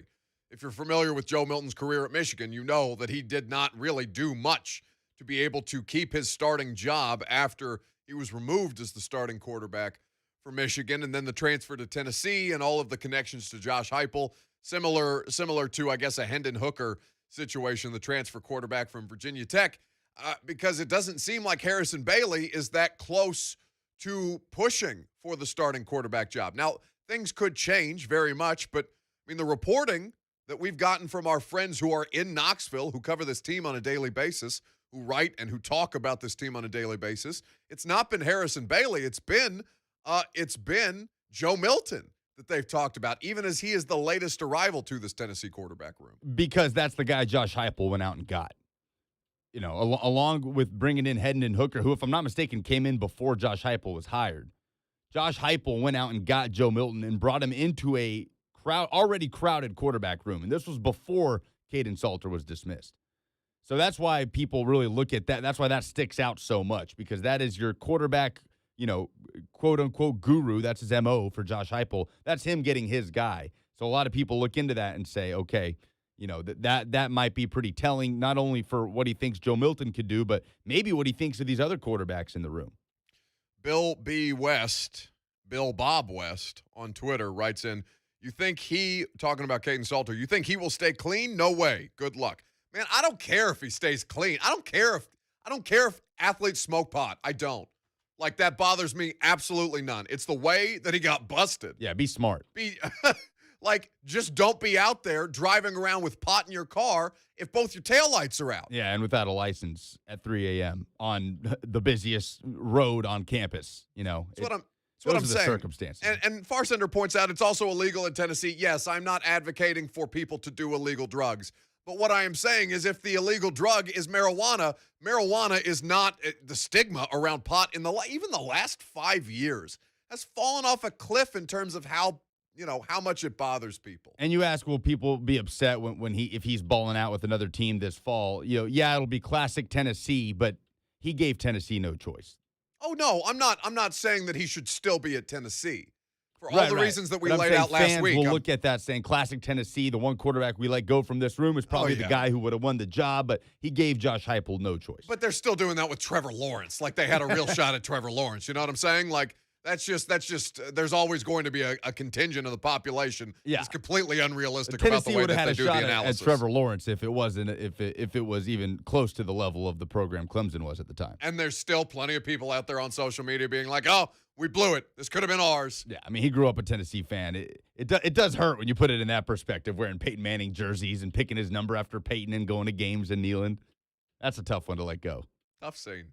Poor Vols fans. 615-737-1045 is how you get in on the conversation. 615-737-1045. You want to talk Vols? We will do it. We are also going to get into a little bit of the NBA, because Brandan Wright, former NBA standout and Nashville native, he will join us in the noon hour, and we'll talk about what happened last night in the Eastern Conference Finals and over the weekend with the Suns and the Clippers. I think it's pretty interesting. Stick around. More of that, all that, and more is how I should say it. It's coming up next. I'm Buck Reising, and this is 104.5 The Zone. Get Jason Martin and Ramon Foster on J. Mart and Ramon. Tomorrow morning from 6 to 10 on 104.5 The Zone.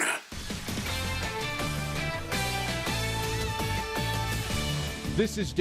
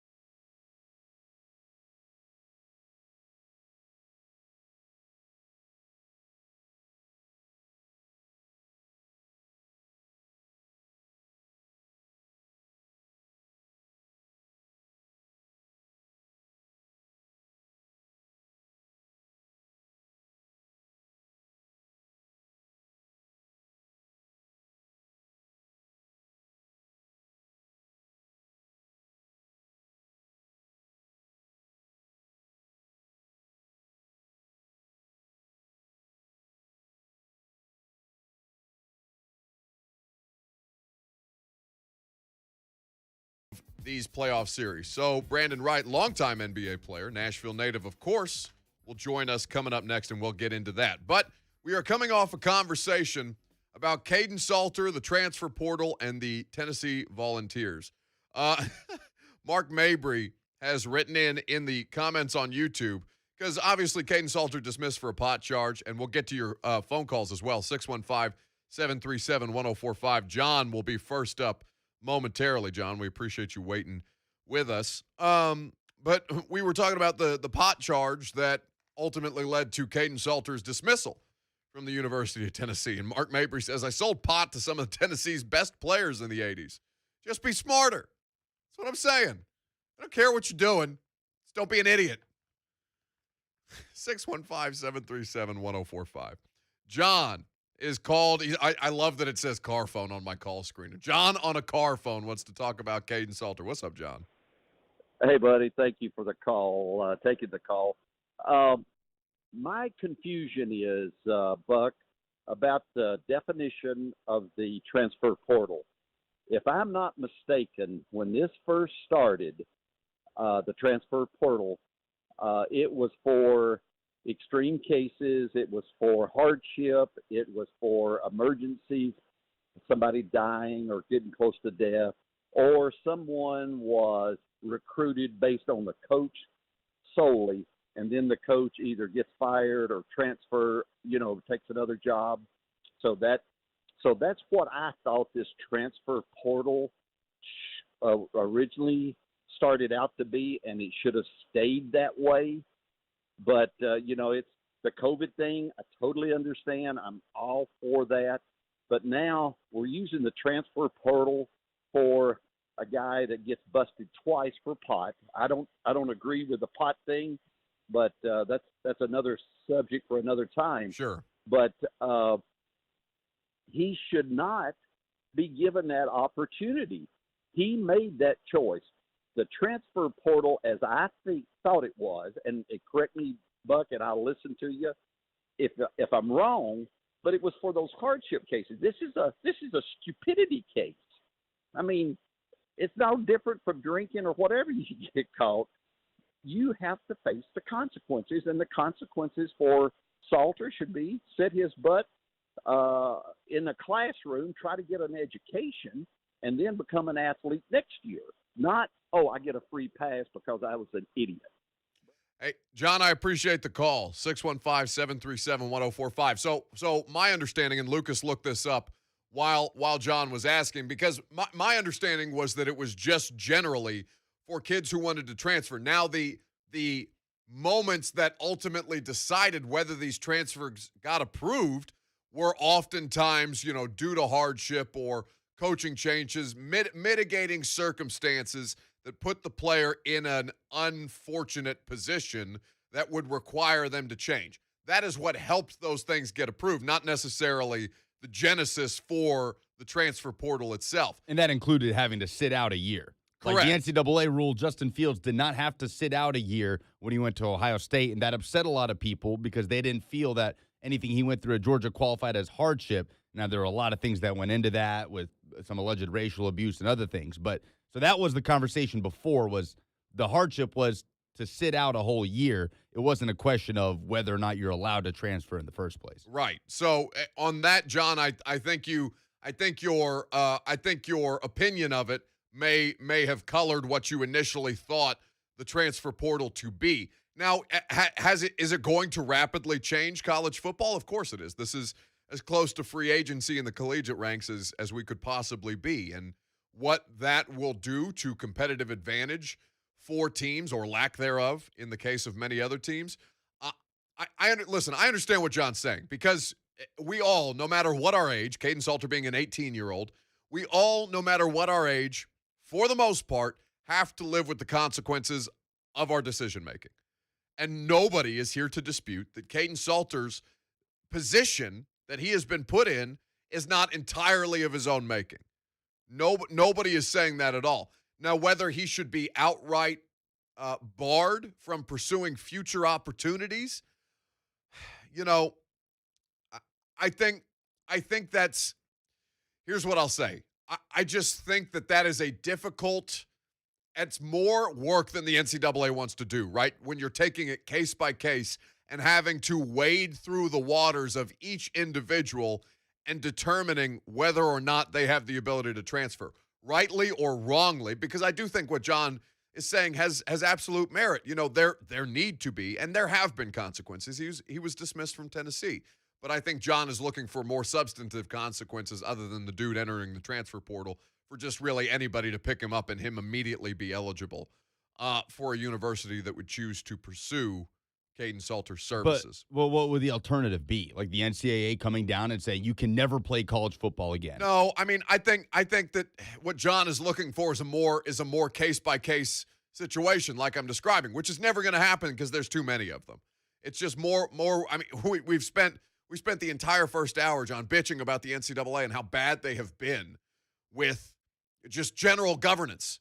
And we knew this before they were exposed in ways that were clear and obvious to everyone, like, for example, the way that they handled the NC State no contest situation over the weekend. Now, this isn't anything new in college football. Like, Caden Salter could end up going to a junior college. Like, there could be Power 5 programs that aren't quite comfortable with what he did at Tennessee, and maybe he ends up at Hutchinson Community College, balls out for a year, and then back at a Power 5 program starting at quarterback, like an Alvin Kamara did after leaving Alabama. He didn't get flooded with letters to come play for whatever school would be recruiting him. He was a 5-star prospect, one of the best players in the country, didn't work out at Bama, went JUCO, and then came to Tennessee. Now he's a star in the NFL. Maybe Salter goes that route, but it's not like this is something that is just now happening in college football in the last 2 years. No, because what Casey says on YouTube is it's a damn misdemeanor, not like a felony or anything. Jesus, calm down. I guess I kind of look at it. I kind of look at it the same way. Where people like John are looking for more consequences, I'm looking at this like, you know, say just to run it through my context. Say you get a ticket for underage drinking, okay? Because I did in high school get a ticket for underage drinking. So I was cited. I had a set amount of, I believe it was community service and for lack of a better term, like classroom time that they had to spend through this program that would remove the drinking ticket from my record. Is that a goal? Is that a Spanish goal, yes, Lucas? Spain just took the lead. I'm sorry. No, it's all right. I'm out here trying to do serious subject matter. Lucas is having reactions in the production studio. The only thing I can see in front of him is Lucas throwing his hands in front of his mouth, gasping in exasperation as Spain takes a 2-1 lead over Croatia in the Euro 2020 round of 16. I love having these on while we're doing the show. Yeah. It's fun. Great. Even if you are distracting me from doing my job. Fine. Even though I have to pay a fine as well because I came in after 9:30 today. Anyway, so what I'm saying is I look at it the same principle as like an underage drinking ticket. Like, yes, there are consequences, but it should not hover over him for the rest of time, and it should not necessarily you can put him in a difficult position to have to overcome the adversity of the position that he's put himself in, but not necessarily, you know, it should not be, you know, result in some kind of banishment or anything of the like. There are nuances to this, and I understand John's position. I also understand the people like Casey on YouTube who are saying it's a lot for a little, it's a lot of fuss for a little offense. 615-737-1045. Mason says normal person with a normal job wouldn't get fired for that, and a normal student wouldn't be expelled for that. UT has more resources to help him than he does on his own. Should have kept him around the team. Talking about Caden Salter. Should have kept him around the team with all the resources, but keep him off the field for a year. Make him a better person. Don't just give up on the kid. I don't know, right? Because I do understand that argument. But if I'm Josh Heupel and immediately for a kid who is not my commit and has betrayed my trust once with a previous violation that he was suspended 3 months for, comes back and commits something, I mean, almost exactly the same as what he did in the initial suspension, I don't think you're leaving Josh Heupel with much choice. Now, Mason, I assume Mason is a Vols fan and Mason wants the best possible players, and the idea that UT had a quarterback commit of this caliber who could potentially thrive in a system like Josh Heupel's. I understand the frustration in that. And maybe you are legitimately invested in Caden Salter's future and his just basic, in him as a person. That's not often the case, but maybe that's so in this particular situation. I do sympathize with that because these universities, I mean, they have all the money, all the resources in the world. In fact, it's a downgrade once you go to the pros because of how much less you are given as a collegiate as a professional athlete as opposed to what you are given as a collegiate athlete with all of the things that the universities make available to you. He's also trying to establish a culture just a few months into his tenure. And if there's anybody that you need to set a standard, it's your quarterbacks, especially in this offense-driven program that he's going to have at Tennessee.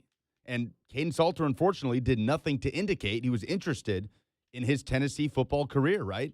If it was a first offense, I would be more sympathetic. Absolutely. And he had a first offense. That's the problem. Right. And so this was the moment where the law has to be basically laid down. We will come back and we will pivot. We will pivot and we will talk some NBA because the NBA playoffs have been spectacular, and we just happened in the city of Nashville to have a fantastic longtime NBA player like Brandan Wright at our disposal to break down the playoffs. So we'll do that coming up next. I'm Buck Reising, and this is 104.5 The Zone. The biggest topics. Will Bowling hosts the Zone Daily Podcast. Delivered every morning at 5 a.m. on Apple Podcasts, Spotify, and the entire Zone Podcast Network. Summer has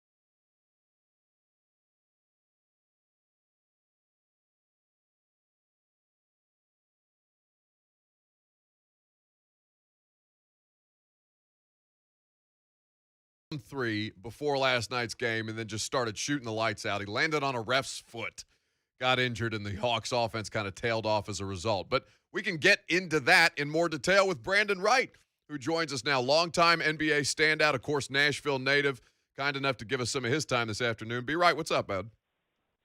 Not too much, man. How you been doing? Man, I've been good. Long time no talk. What's up?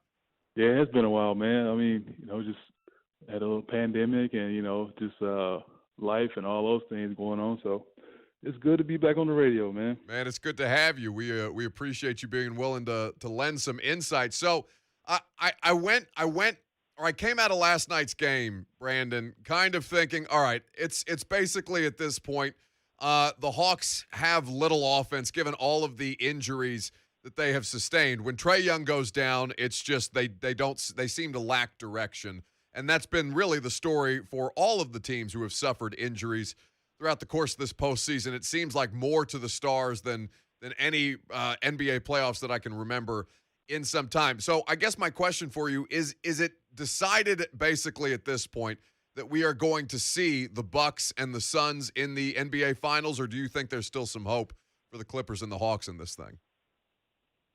I mean, to be honest, I give the Clippers a little hope because all of those games have been very close.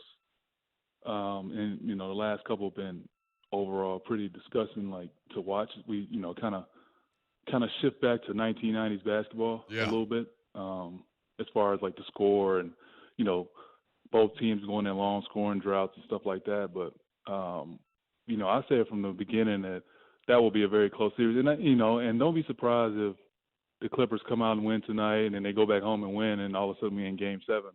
But, the Bucks-Hawks series, I was looking at that series, 5, maybe 6 games. And I told one of my buddies, we were talking playoffs and stuff, I said, Trae Young is going to have the average, dang near 50 a game for them to win. And he had 48 in Game 1. Right. And they won. So, and last night he played well, He got injured, but he played well, and they still lost by 10. So it's going to be rough on them. I mean, Milwaukee, they just have so much more. And the Hawks, they're not they're not completely healthy. You have some wing defenders that they really need that are out. But, it's going to be tough on them. They need Trae Young to play at a extreme high level, and he's a little banged up now. So we'll see. He has to put up a lot of numbers and, points and assists. So we'll see what they can do. Brandan Wright here with us on 104.5 The Zone. I guess from my standpoint, Brandan, the Bucks, even if the record in the regular season was not indicative of this, they are so much better of a team than they were a year ago. Chris Middleton obviously having an incredible performance last night, 20 points in the fourth quarter alone, but he seems to have made all the difference for this Bucks team. What's the dynamic that he's been able to change since being a part of that roster to kind of bring out a better version of Giannis? I mean, I think, and you see it in all the major professional sports in North America and even around the world. You'll get a young team that's very talented. Let's take the Bucks, 2-3 years ago. They'll come out and win, 65 games. They'll have some type of winning percentage that's, virtually unsustainable overall. And they'll end up getting beat, in the playoffs when they're not supposed to be. They'll be the 1 seed. They'll be supposedly the better team and they get beat. And, those teams haven't gone through the war wounds and the struggles that the team that probably beat them to go through to get where they wanted to go. But they have the experience now. And I thoroughly think they were pretty embarrassed by what happened in the bubble last year. Being a high seed, flaming out against Miami, a lot of people saying that Giannis needs to leave. And the biggest thing that happened was when he signed that deal to stay in town. I think that gave a lot of the guys confidence that, they can keep pushing forward and they can be a better team. And then, playing against Kevin Durant and Brooklyn in that round, the last round, that gave them all the confidence in the world. If you can beat those guys, you can beat anyone, Yeah, especially with the way that KD has been playing. Well, we'll talk about KD's behavior here in just a second because I can't get enough of it, and I love that he's got time right now. Even if he's out of the playoffs and we can't get to watch him perform at a spectacular level, he's putting on a show on the internet. God love him. With I guess the disparity, Brandan, between bubble basketball and what we're watching now, and it seems so weird to say that the final I mean, maybe the Clippers have been hovering around here for a while, but the idea that we're watching the Suns, the Bucks, the Hawks in competing for a potential NBA Finals berth it seems like so foreign of a concept, especially when you look at the way that the Lakers and the Heat, the two teams that were in the NBA Finals last year, just completely collapsed this postseason. What do you think is the greatest contributing factor to the difference we're seeing from the bubble to what we're watching right now in this more normalized NBA playoff series? It's strange, man. You take away the travel. I never played in a situation where I never had to travel for 2-3 months straight. So that had to be a strange type of thing for a lot of those guys down there, especially the higher seeds. It probably hurt some of the teams. Obviously it didn't hurt the Lakers.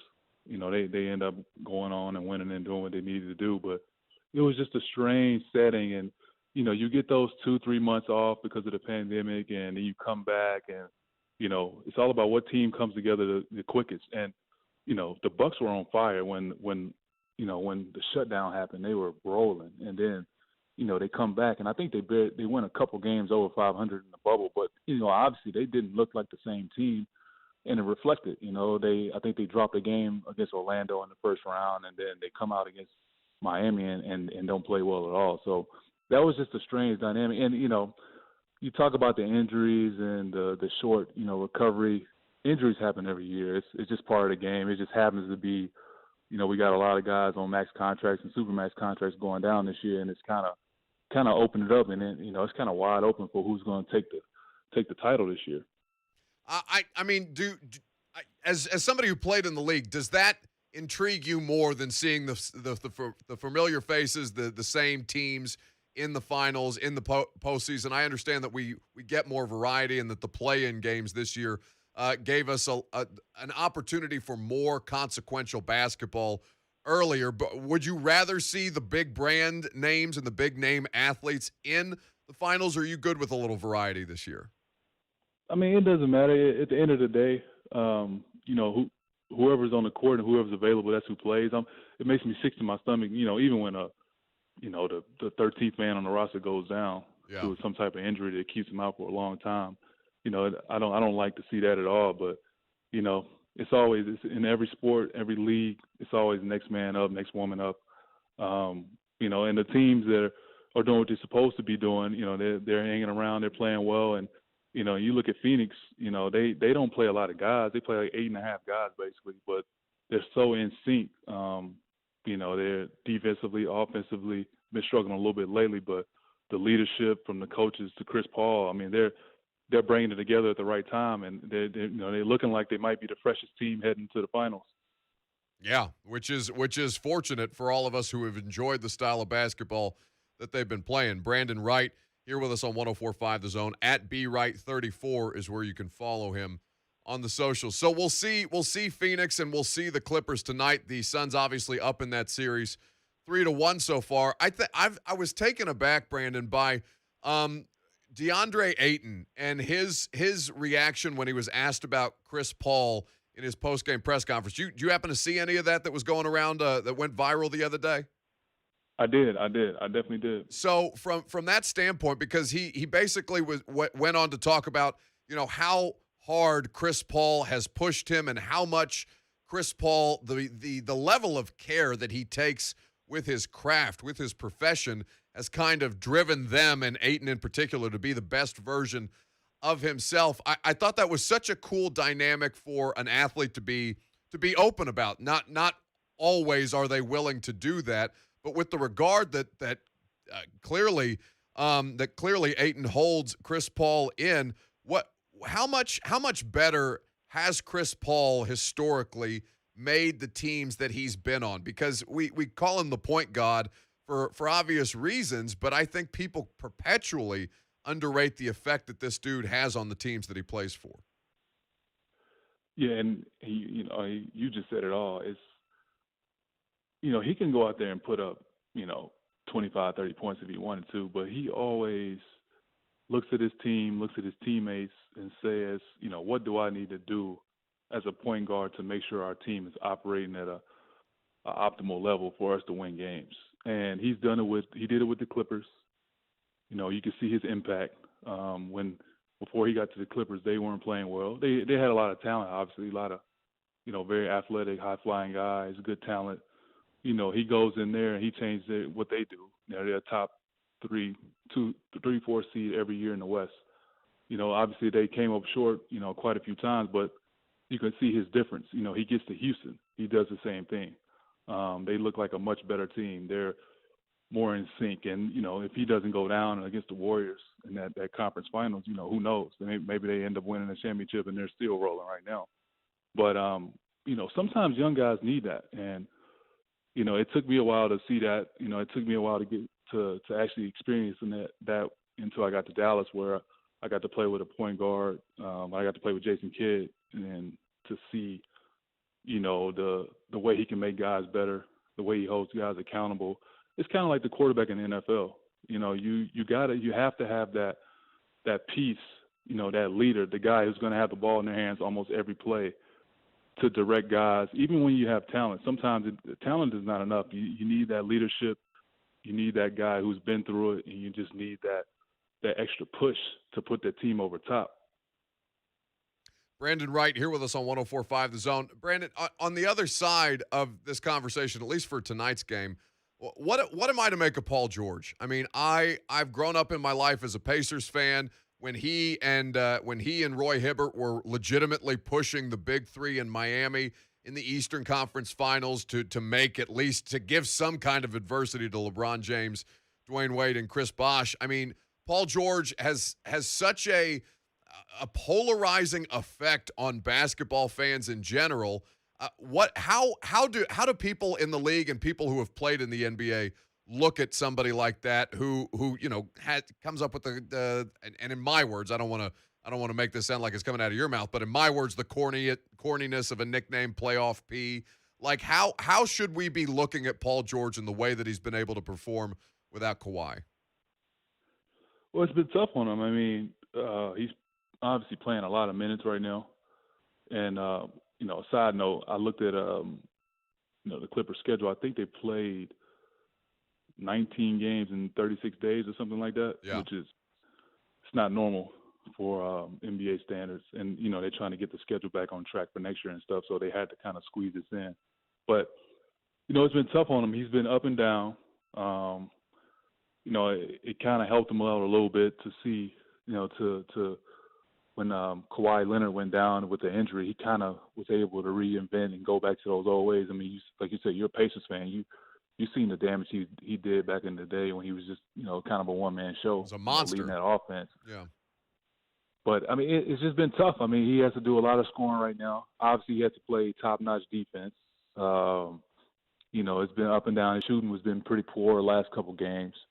You know, missing uncharacteristic free throws. Just doing things that he has the talent to make the plays and do what he needs to do.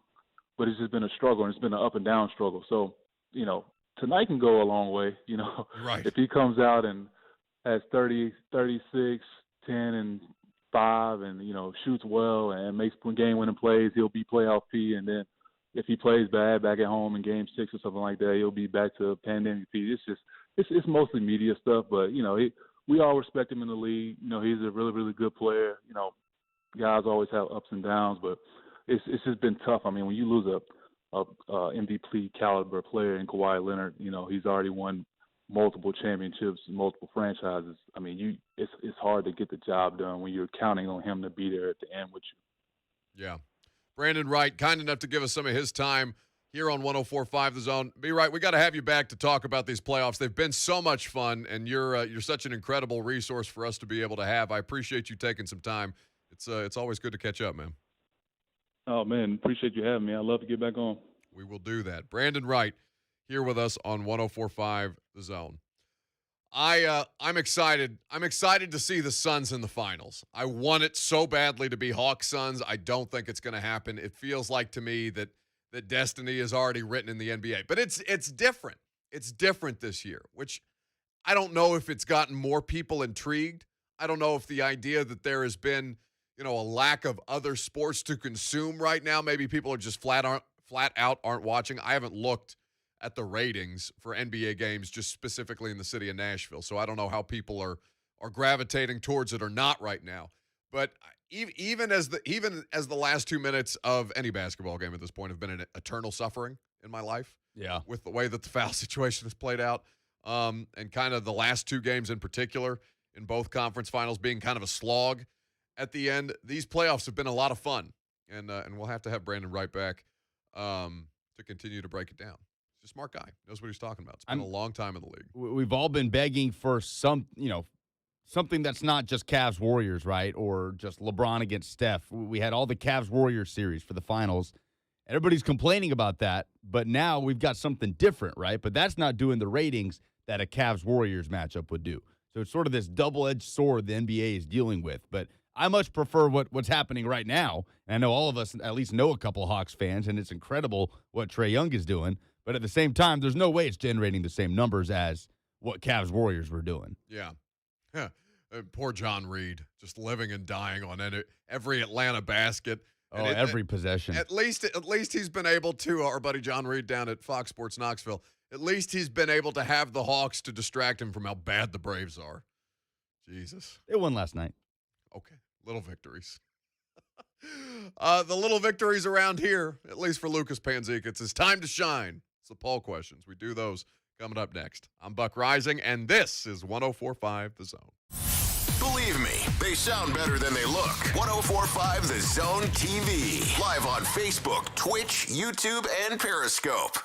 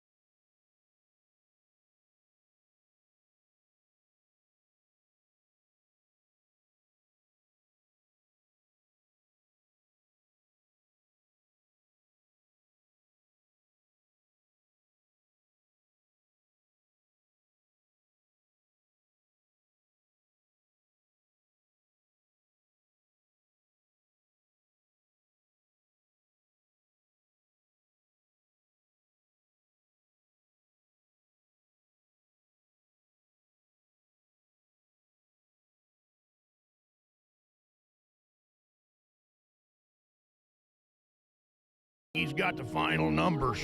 Here's the producer of the Buck Reising Show. A feller named Lucas Panzeker.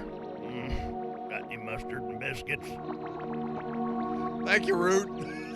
Sling Blade. As someone who's never seen Sling Blade, I don't quite have the context for that one, but I do love it. I feel like you should go watch it. I feel like you should have to. We watched Last of the Mohicans last night, which I had also never seen. I have not seen that either. Very good. Sounds like a good movie. Do you agree or disagree with how the NCAA handled NC State over the weekend? 74% disagree. Honestly, I'm surprised it's not more. Yeah. So what you said, 74% agree? Disagree. Disagree. With how the NCAA. Right. Now, M. Woods did say, damn, meant to hit. He said he hit agree on accident. So maybe a few of those. But I'm surprised that's not an overwhelming 90+%. I mean, that is overwhelming, but I understand what you're saying. I think there's a lot of people looking at this rationally, where it ultimately was the right decision. It's just the way that the NCAA went about it. We discussed at length in the first hour. Was so piss poor. Again, continuing to reaffirm our position. The NCAA is a useless, toothless organization that does nothing but bring ill upon the participants of these championship series. Do the Vandy boys win tonight? 65% say yes. Mississippi State.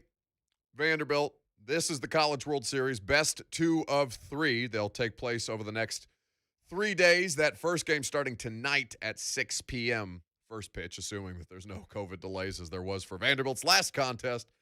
Listen, if I think that Mississippi State was going to lose to either Vanderbilt or NC State ultimately in this College World Series. So I think Vandy is still well equipped. The lack of hitting, though, can perpetually a problem.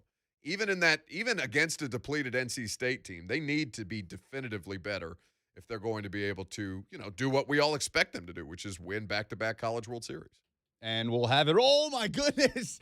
What an equalizer! Oh, we got the Croatian goal. Stoppage time, 3-3. Look at that! Wow, people are hype. Down from 3-1. Man, that stadium is rocking. That is incredible. That poor Spanish goalie is pissed. Oh, that's incredible. He had one of the worst own goals I have ever seen in my life. I encourage anybody to go check it out. He is a strong candidate for my Ding Dong of the Week later on Blaine and Mickey. Okay, very good. Ding Dong of the Week. What a moment. Speaking of which, the College World Series will be right here on The Zone. We'll have Kevin Kugler tomorrow calling the play-by-play. Sure will. That will be a great time. What is your favorite athlete-driven podcast? Several shouts here for Bustin' with the Boys. The vast majority are going with Taylor Lewan and Will Compton's show. Farsender says the Pat McAfee show. Yeah, I think all the smoke for me. And I love Taylor and Will, and I think they do a great job. But all the smoke is an entirely different caliber of conversation for a great many reasons. And as I mentioned, it includes literally all of the smoke. So that leads, down twists and turns that Bussin' does not necessarily, for obvious reasons, go down. Shout for the Raw Room as well with Darren Bates. Raw Room's a lot of fun. Raw Room is for sure a lot of fun. Darren Bates does a great job with that. And I lost my place. Okay, very good. Are the NBA Finals already decided? 50-50. Yes and no. How did you lose your place? It's not like I'm tweeting exorbitantly today. You were doing so good. It was such a strong performance by you. Pay a fine. $1 to Home Street Home. That's fair. I have to pay a fine. I think you owe $2 today. I think I do. I can't remember what you did. But 50-50. And people are not ruling out the Hawks just yet. I rule out the Hawks. Trae Young stepped on the ref's foot, twisted his ankle, and their offense went to hell. I mean, he still ended up playing like 36 minutes last night. So he was in it, and he was giving great effort. But it's like what happened to the Nets. James Harden is on one leg. Kyrie Irving's unavailable. Durant is spectacular, and it's still not enough. So Trae Young is going to have to average, as Brandan Wright said, north of 40 points for them to be able to get out of this series against the Bucks. And I just think Milwaukee has too much right now. Brandon also did not rule out the Clippers storming back down 3-1. I do. That I think is written. After that, if they could get through, and the Suns lost that game. Chris Paul's first game back, where the offense looked super clunky because they were having to readjust for Chris Paul's presence in it. I just don't think the Clippers without Kawhi, you're putting a lot of pressure on Paul George, and that is not something that our dear friend Playoff P normally responds well to. at least in my experience. So you think the NBA Finals are decided? I mean, I think that the contestants in the finals are decided. I think that it's going to be the Bucks and the Suns. How that series is going to play out, I have no idea, which I think is good because that's been the biggest complaint. It's kind of like the college football playoff. Like, you know the teams are going to be in it. You likely know the result of how it's going to play out, and that's been the NBA playoffs for as long as I can remember, to be honest with you. But you know what's not? The Euros, man. Spain is blowing it royally. And I think everybody is enjoying this very, very much. The Game's going to extra time. I mean, 95 minutes right now, and they are Croatia is buzzing after getting a goal, the equalizing goal, up on Spain. I know that Blaine and Mickey will be buzzing. I know that they will have a great time, not in the way that Caden Salter was buzzing, not in the way that the Raw Room. Well, the Raw Room too. But all the smoke. Not the way that they buzz. But Blaine and Mickey will put on a great show for you. Tomorrow, as Lucas mentioned, Kevin Kugler. We will have Tony Vitello, head coach of the Tennessee Vols. He is now our College World Series analyst, which is going to be a lot of fun to break down Vanderbilt, Mississippi State with Tony V. You missed anything? Check out the podcast. If you're not already subscribed to the 615 Sessions podcast, I invite you to do that as well. We'll talk to you tomorrow. Blaine and Mickey got you from here. Non-stop afternoon infotainment. The 3HL with Brent Doherty, Don Davenport, and Ron Slay. This afternoon starting at 3 on 104.5 The Zone.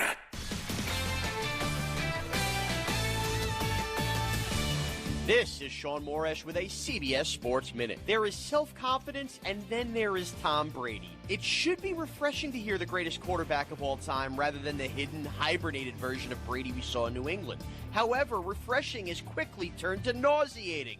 His latest quotes about a team he would not name sticking with a bleeping bleep at the quarterback position has led many to dig into who he was talking about.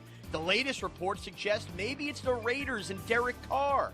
Is this fair to quarterbacks like Carr, who are supposed to be in a fraternity with him, to now have to wonder if Brady is talking about him? The man who once destroyed his cell phone now can't put it down when someone asks him for a quote.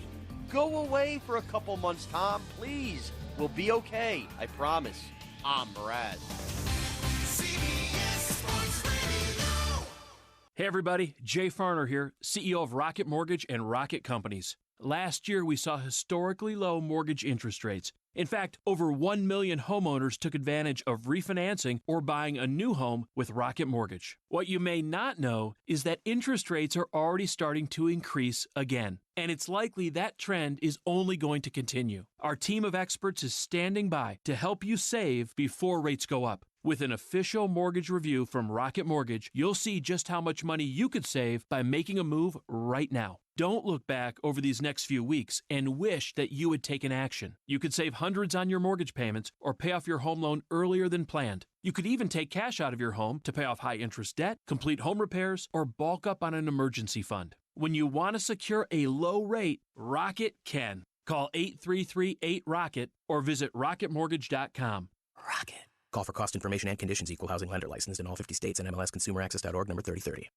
Lately, we've been getting a lot of calls and questions about acoustic wave therapy for the treatment of erectile dysfunction. This is a relatively new treatment for ED, but one we've been using for years. This is Kim for the Tennessee Men's Clinic, and if you're looking at acoustic wave therapy or any option to help your ED, it's worth a visit to check us out. Our wave therapy protocols use acoustic wave technology, but often also combine it with other treatments that can give most of our patients far higher satisfaction rates. There is no surgery nor any type of invasive procedures required, and while most clinics you hear about only offer sound wave treatments, with our urologist and provider's guidance, you can likely have sex the day after your appointment and experience fewer letdowns. With another one of our ED treatments, you can last up to an hour and a half, and our expertise in treating these issues means you'll get the results you want. So make your appointment today. We'll show you why our acoustic wave program is the better way to do wave therapy. Call us today at 615-208-9090 or go to TennesseeMen'sClinic.com.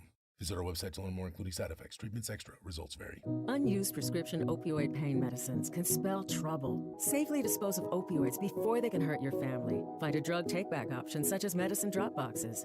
Visit www.fda.gov/drug disposal. A message from the U.S. Food and Drug Administration. Hi, I'm Ryan Kelly with thehomeloanexpert.com. Home values all around the nation are skyrocketing. Just take a look and see what some of the houses in your neighborhood are selling for. You have a lot more equity than you think. Well, with mortgage interest rates in the 2s and home values at record highs, now is the perfect time for a cash-out refinance. How much money can you save? Let's find out now. TheHomeLoanExpert.com. The Home Loan Expert LLC, NMLS number 1326241. Attention Nashville and surrounding area. Beretta USA at Gallatin is hiring now. The air-conditioned facility has full-time openings for all shifts, and part-time positions are available too. Beretta USA offers tuition reimbursement, employee discounts on Beretta merchandise, and opportunity for career advancement. Log on to Beretta.com. That's Beretta.com, and be on your way to a challenging new career. Come be a part of the Beretta team in Gallatin. Join Blood Assurance at First Horizon Park, home of the Nashville Sounds, July 1st through the 4th for their Proud to be an American blood drive. Sign up and save 3 Tennesseans' lives. Call 1-800-962-0628 or visit bloodassurance.org/sounds. With 24/7 customer service and guaranteed repairs, your Progressive policy works the way it's supposed to. Unlike this stressful meditation guide. Take a deep breath. Focus on all the